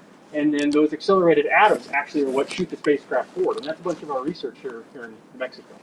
That's awesome. I really like that you tied the demonstrations that you did with some real life applications, and it doesn't directly translate, but it certainly gives you a good picture of the kinds of things and the kinds of things that you're looking to study and how to apply that in real life. Right. We started off with the seltzer rocket, which is something that you can do at home. So it's not a dangerous experiment. You still have to be wearing safety goggles and whatnot and take care, but it helps to drive home the point that the things that you're learning in science class actually have application and connections to real world jobs that are right in our own backyard at Kirtland Air Force Base. Yeah, you definitely got to start somewhere. And speaking of which, this is a question for both of you. What got each of you into science? So my background is in physics, and for me, it was a high school physics teacher who was really, really inspiring. He really taught lots of different hands-on things, and it really got me hooked on trying to understand how things work. And so I've been really kind of having fun with experiments and learning how things work my whole career. Right. For me, I'm a mathematician. I was a high school math teacher, and I learned when I was a MESA advisor at West Mesa High School how things were applied. That was the first time it ever made sense that science and math worked together to do things, and I was like, that was so cool. So I was a math geek to begin with, and now I'm a STEM geek geek, science, technology, engineering, and math. That's what really drives me, because they're all interrelated. And if you understand how things work, the folks at the lab just take basic science and put it together in new ways to create things that have never been done before. That's awesome. And if I could follow up on that, what are some steps that it took to get you from, you know, that initial inspirational moment to where you guys are today? Well, there is I would recommend, again, for folks that are interested in that, there's a commitment to sort of continuous learning, right? And it's not just about science and math and things like that. It's learning other things, right? Diverse sets of topics. And so I think that's really, really important. The other thing is I always encourage folks to seek out experiences, internships, those sorts of things. Even here locally, right? There's many internships at the high school level, you know, in colleges and whatnot, to get that experience, right? Because all the book work is really important, but that hands-on experience, working in teams, all those sorts of things are just as important. And internships give you a way to try on a job before you go Yep. into the job, and Yeah, they get to absolutely. try you on as an employee too, and see if it works. So it's a really great opportunity. But try things, and if you fail, that's okay. Keep trying. You're going to find that one thing that really drives you. That's brilliant. Yeah, the other thing I'd add is there's a lot of different topics that come together with STEM as well. Art and graphic design. You know, we've got on our team, there's almost 2,000 people work at AFRL on Wow. this.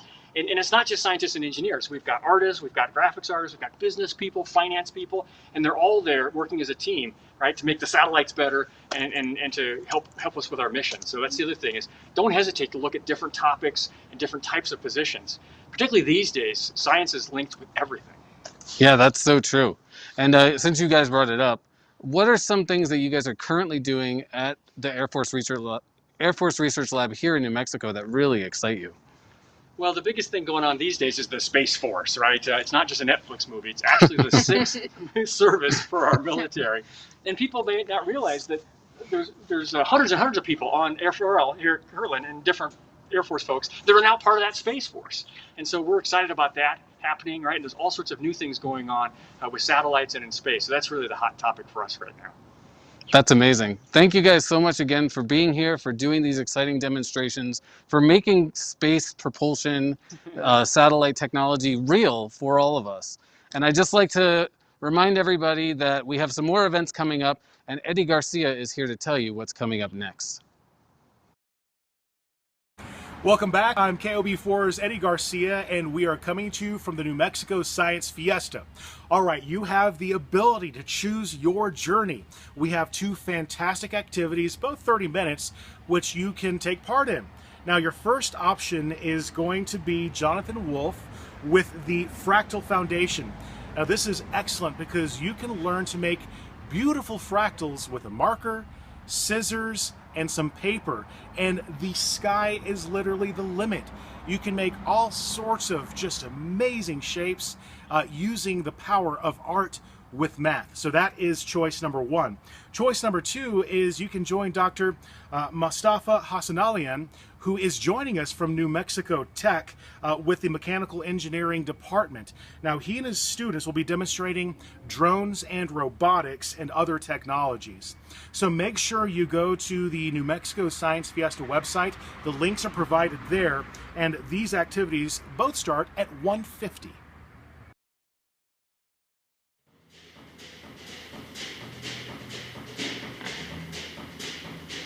Hey everybody, we're the Cumberland. This is Patrick back here on the drums. We're gonna do a cover for you. This is a Johnny Cash song. Hang on.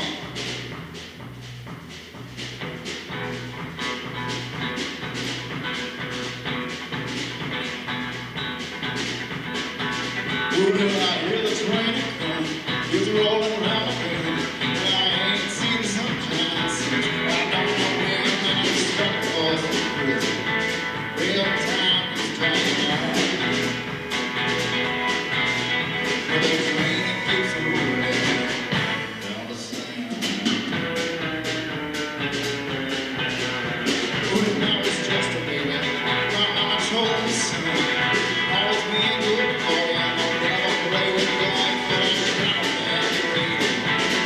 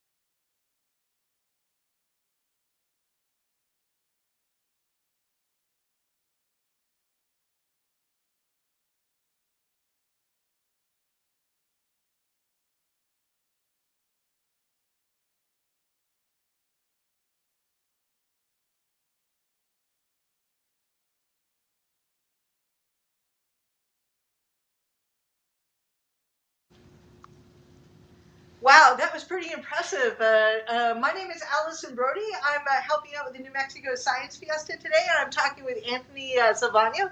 And he was just out there with the AFRL demonstrations. What was that like out there? Oh, it was quite spectacular. I mean, first, I only got to see the tail end. I saw the big trash can explosion. That thing must have gone like 30 feet in the air. Plus, we have this little like side roof, like right behind the railing that's behind them. And this thing flies up, hits the side roof, starts tumbling. Wow. And it was definitely a sight to behold. Plus, the sound that made was deafening. For sure, I was at least 30 feet away, and I definitely flinched. And I was just hoping that my microphone didn't pick all that up because I was definitely crying. That's amazing.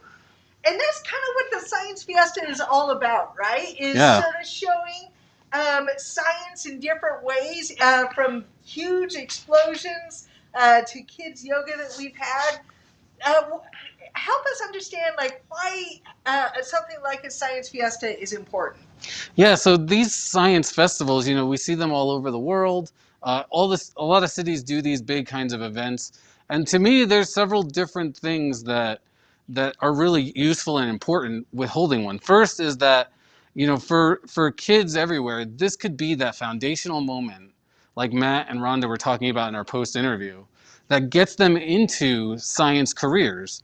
And it's not necessarily about being a rocket scientist or being a computer programmer. There's tons of different careers, just like Matt described. Business people, finance people, but they all do this job in STEM. And so like having this pivotal moment in your life that puts you on a path to doing something in STEM really just benefits all of society. A couple other things that I really appreciate is, one, it helps people develop a science literacy. This is a term that we use mostly to describe just having understanding of the world around us. Understanding what kinds of research is happening, how to think creatively, how to problem solve. These are skills that you develop throughout your life. And really, the more things that you have that helps you develop those skills, the better you are later in life. And throughout the Science Fiesta, I'd like to remind people that this has been going on since September 18th, so Friday before last. And since September 18th, we've had 37 different presentations, and part of that is the opportunity to really interact with live, real-world engineers, scientists, artists, technologists, people that are really doing science now. And tell us a little bit about why that's important, that interaction with the real people. Yeah, I think it makes it real for you, right? When you meet a scientist, you learn that they're human just like you. That's the first thing that I always think of, is like, I have this idea of what a rocket scientist is and what they do. And to me, they're sort of intimidating because I get this impression that they're really smart and maybe I can't talk to them. I don't think I measure up to them. And I'm sure a lot of people have that impression. But then you talk to them and you see that they're really down-to-earth people, pun intended, and that that they think and feel the same way that you do, and that also it helps make it realize that I can do this too. They had experiences along their life that got them from where they were as a little kid to this big bad professional, and talking to them, you get to understand those experiences, and maybe you can follow some of those steps, and maybe you have a different path, but you can ultimately end up in the same place. And the other thing that I really like is seeing how excited the STEM professionals get to do this stuff. For them, this is also important. Not because they're just also trying to share their science, but because they also want to make connections with people just the same way we are. And especially now with COVID, we're all separated a little bit physically, but also detached from our friends, our family. So being able to do this, see that other people are trying to make connections in new and different ways, I think that's really cool. And I'd like to point out and just give a huge shout out to the 120 scientists and engineers that have been involved so far in the New Mexico Science Fiesta. That's a crazy number. It is a crazy number. And we do the Science Fiesta every year. And every year we're just so humbled and grateful for that kind of support from the STEM professionals. But that makes sense that it's as important to them as it is to the community. What I also like about the Science Fiesta is it's not, 120 different STEM professionals they look different. They're different ages. They work in different fields. They had different pathways. Yeah. And I think that that's also important for people to understand, is that it's not just one scientist in a lab coat, the crazy hair, it's all these different people. Yeah, that's so true. It's important for people to see that, you don't just go to college and become a biologist or you become a physicist. There's a lot more to that. There's tons of different kinds of physicists. There's tons of different kinds of STEM professionals, and that there's like lots of different ways that you can go. And whether you're doing something that's very traditional STEM or very new in the STEM field, you think about like digital media, film crews, they are all doing STEM work as well.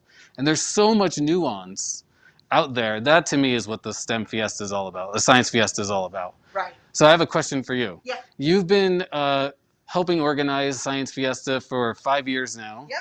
What are some of your favorite things about the Science Fiesta? Oh, just the hands-on engagement and the excitement. And I've seen that both the in-person events. Last year, for example, the Science Fiesta took place at Expo, New Mexico, the state fairgrounds. There was also included like a week-long series of presentations leading up to that expo. And what was so fun is just watching people, 75 scientists, Manuel Lujan building, 1,500 people, just watching that interaction. And not just between the kids and the scientists, but the whole family. Yeah. And here's the thing for this year, we had to go virtual this year for obvious reasons. And, we were wondering how well it was going to work.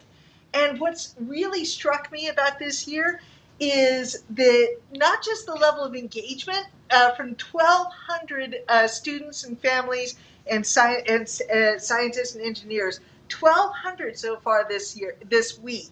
Wow.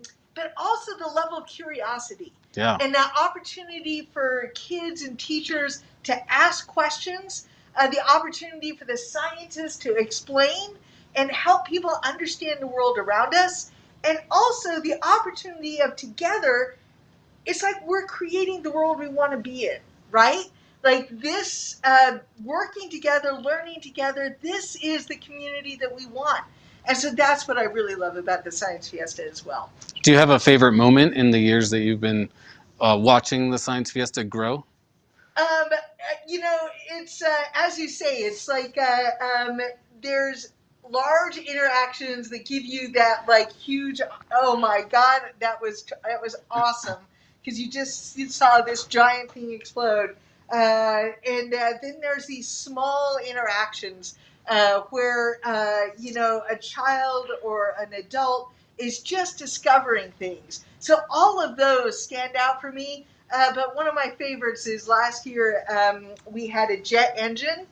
And cool. Yeah, and they would turn it on, and just the amount of energy and heat and sound that thing generated. And there was one child that was standing behind the jet engine, and you just saw his hair just straight back. Just the power of that. And that's also what the Science Fiesta is about. It's just like showing like a jet engine and just the power of that and being able to experience that firsthand. I love that one of my favorite things about Science Fiesta is it's not just a celebration of science, but it's also a celebration of New Mexico science. Yes. This is all stuff that's happening here that people are doing right in our backyard, and we all get to be a part of that process. The scientists enjoy it because they're reaching out to their community, but they're also partaking in the learning. There's not just, they're not just doing demos for them, but they're interacting with families, like you said. And I think that's a really important part of being a scientist, exactly, is being able to interact with the local community. And that's also what's cool about this year's New Mexico Science Fiesta is we have created this interactive map on the New Mexico Science Fiesta website.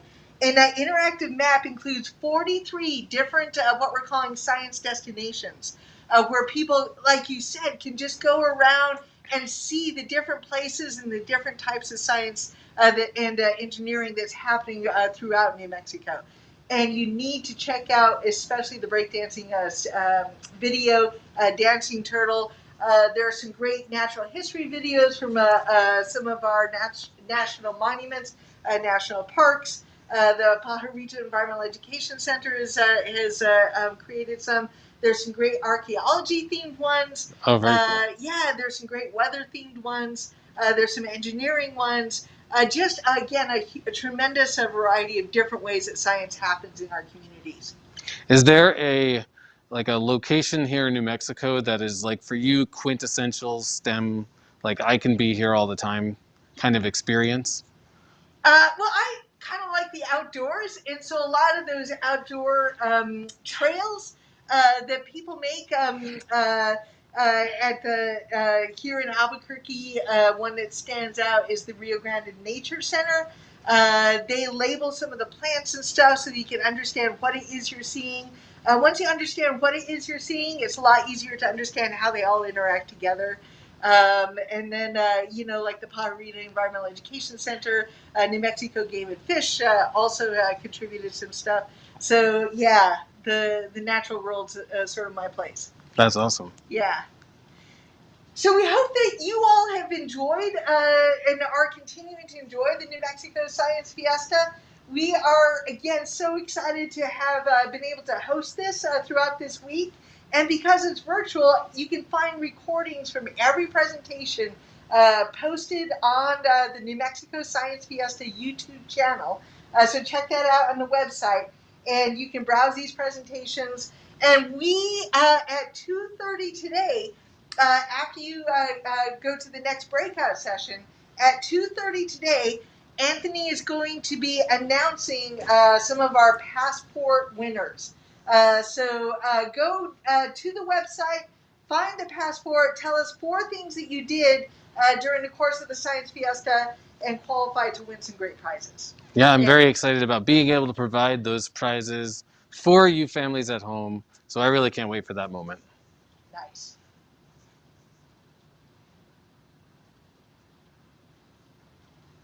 All right. Awesome. But I thought you were going to say goodbye or something. So I was like, what? Is this so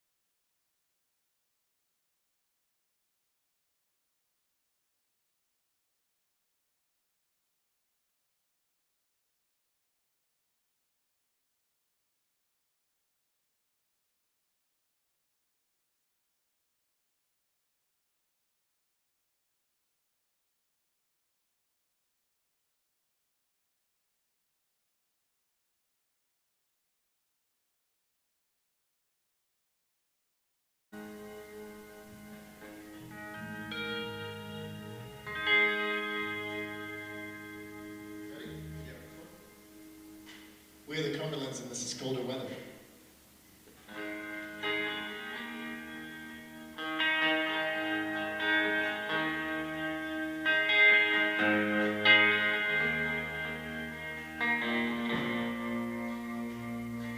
Detroit, Colorado, if you take me with you,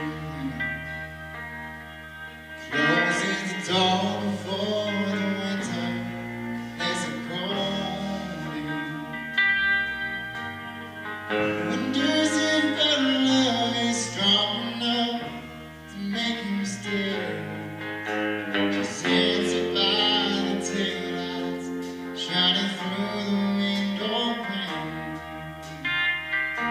Sit on a sea again, but I'm studying colder weather. Maybe tomorrow will be better, and I'm going then. Sit on the man, you ain't ever gonna change. Got a gypsy soul, baby, you were born for leaving.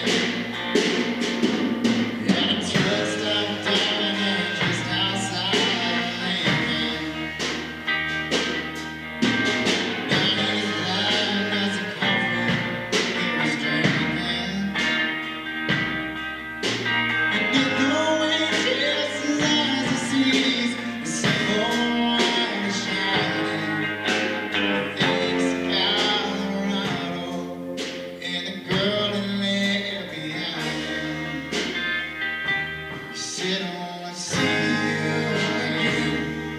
but I'm studying colder weather. Maybe tomorrow will be better, and I'm going there. Sit on a man, you ain't never gonna change. Got a gypsy soul, baby, you're born to leave it.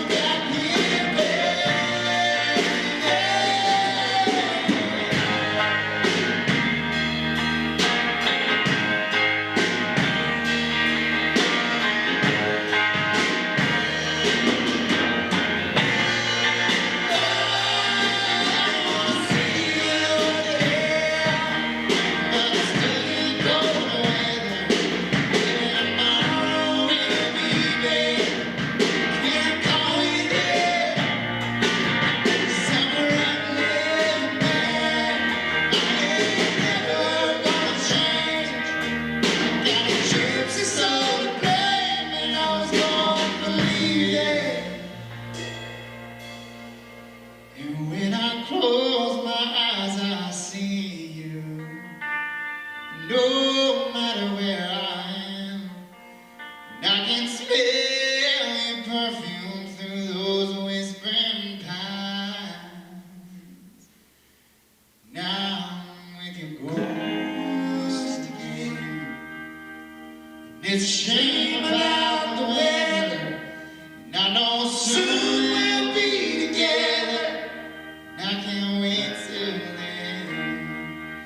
I can't wait till then.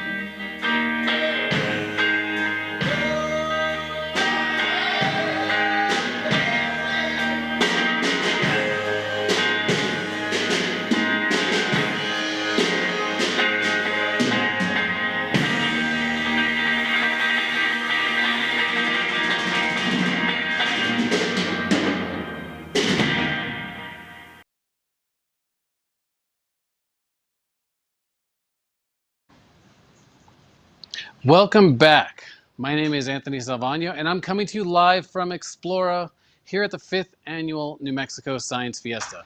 What an amazing celebration this has been. I want to thank our band, the Cumberlands, for their performances throughout the day. And I just wanted to mention that the New Mexico Science Fiesta is an annual event. Usually we do this live, but this year we've had to go virtual. But we still had the same goals to celebrate science, have some pretty amazing learning experiences, and spend some time with real scientists and engineers. Let's take a look at what's happened since the New Mexico Science Fiesta began this year on September 18th. We've had 37 presentations, 43 destinations, 1,200 participants, and 120 scientists so far. Those numbers are still growing. You're still watching, and we hope you've had an amazing time. I'd like to thank our planning committee. This wasn't just put together by one organization. We've had lots of help from our community to put together this event. So big, I have this huge list of people that I want to thank personally. Our dedicated volunteers, Brittany Vanderwerf and Selena Keneally from the New Mexico EPSCoR, Cody Wesner-Ellis from the ABQ Bernalillo Library, Dee Friesen from the Albuquerque Astronomical Society, Flo Trujillo, Ford Davis from Next Gen Academy, He Tran from the Woodworkers Association of New Mexico, Jonathan Wolf of the Fractal Foundation, Katrina Wagner from Sandia National Labs, Laurel Wyckoff from New Mexico PBS, Meredith Tucker over at Central New Mexico Community College, Michael D'Antonio over at New Mexico State University, Rhonda Cole over at the Air Force Research Lab, who we saw just a little while ago. I'd also like to thank the 120 amazing scientists and engineers that made Science Fiesta possible, as well as our sponsors, the Air Force Research Lab, Fidelity Investments, Akima, Facebook, New Mexico EPSCoR, HP, Blue Cross Blue Shield of New Mexico, Sandia National Labs, and Explora. And now it's time for some more prizes. This year, students and families filled out the New Mexico Science Fiesta passport, telling us what they did throughout the Science Fiesta and submitted it to us. If you haven't yet submitted your passport, there's still time. You can find this passport on the New Mexico Science Fiesta website, download it, and send it to us by the end of the day on Monday for one more drawing. And don't worry if you don't use the actual passport, just tell us 4 things you did during the Science Fiesta to qualify for the drawing. Again, we need your passport by the end of Monday to qualify for the drawing. You'll get in your activity pack these mighty seltzer rockets. If you watch the Air Force Research Lab demo, they launched these off, and they kindly donated a huge box of these to us to give away to you. So we hope you get those submissions in, and hopefully we're calling your name pretty soon. Today, though, we have our first 2 passport winners. They are Francesca Lopez. Woohoo! That's our live studio audience. And Layla Duga. Woo! We'll be emailing both of you shortly to get some fun prizes from Ideas, the store at Explora. Next, we're doing some more drawings for some of the amazing teachers that have been coordinating with their students all week, helping to get them to our virtual presentations. We're so impressed with these teachers and their students. These students displayed an amazing amount of curiosity and posed an abundant number of really great questions in the live feed. The level of engagement and excitement we saw in these students is a true testament to the quality of their teachers. We're incredibly grateful and humbled by the opportunity to meet all of you amazing individuals. Teachers from 42 schools took a pledge to take part in this year's Science Fiesta. You can see the entire list on the Science Fiesta Wall of Honor, and we'd like to do a drawing right now to give away 2 $25 Amazon gift cards. The winners are Deborah Woodward over at Grant Cibola County Schools. And Janice Badangan Patel E, Espanola Valley High School. And we have 3 classroom sets of these rockets, again, donated by Air Force Research Lab. The 3 teachers that win this are Lindsay Gibson at Mountain Elementary,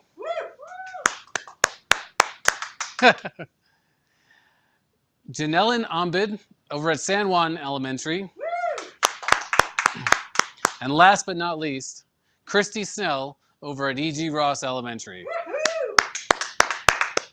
Thank you all for participating, and we'll email each of you to arrange to get these prizes to you. And with that, we're ready to wrap this year's New Mexico Science Fiesta. We hope you have enjoyed this celebration of science, have had some pretty amazing learning experience, and appreciated the opportunity to spend the time with real scientists and engineers. We hope to see you in person next year.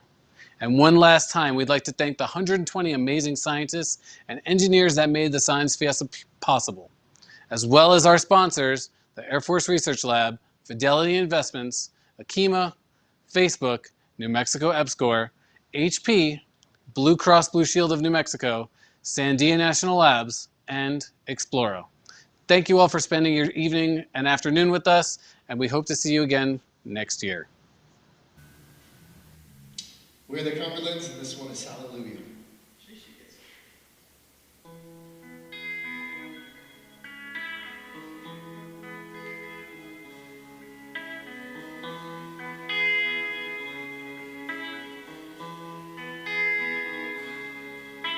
I heard there was a secret chord David played and it pleased the Lord, but you don't really care for music, do you?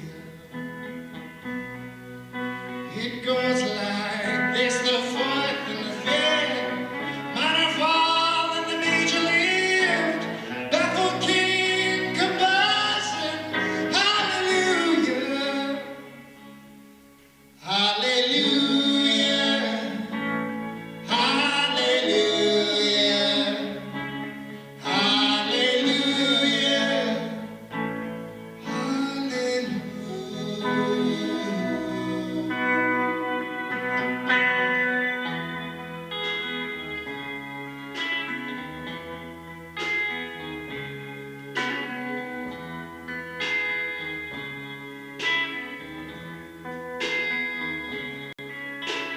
Faith was strong, but you needed proof. Sunbathing on the roof, her beauty hid light overthrew you. Well, she tied you to a kitchen chair, she broke your throne and she cut your hair, broken lips to the heavenly air.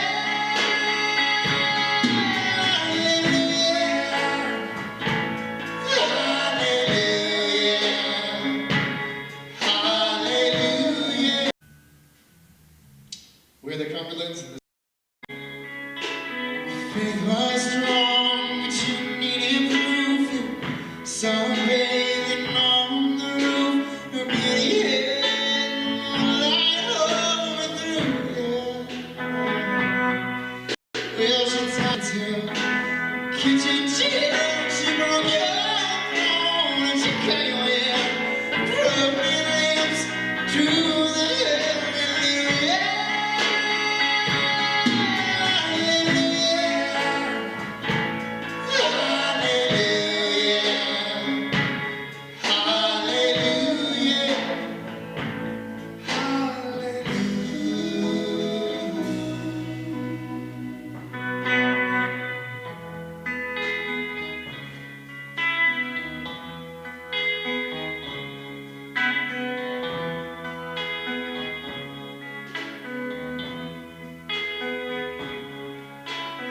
Baby, I've been here before. Seen these rooms, you know, I walk these floors. I used to live alone before I knew you. And I see a flag on the mark of large. Love is not a victory march. To call it it's a broken hallelujah. Hallelujah. Hallelujah. Hallelujah.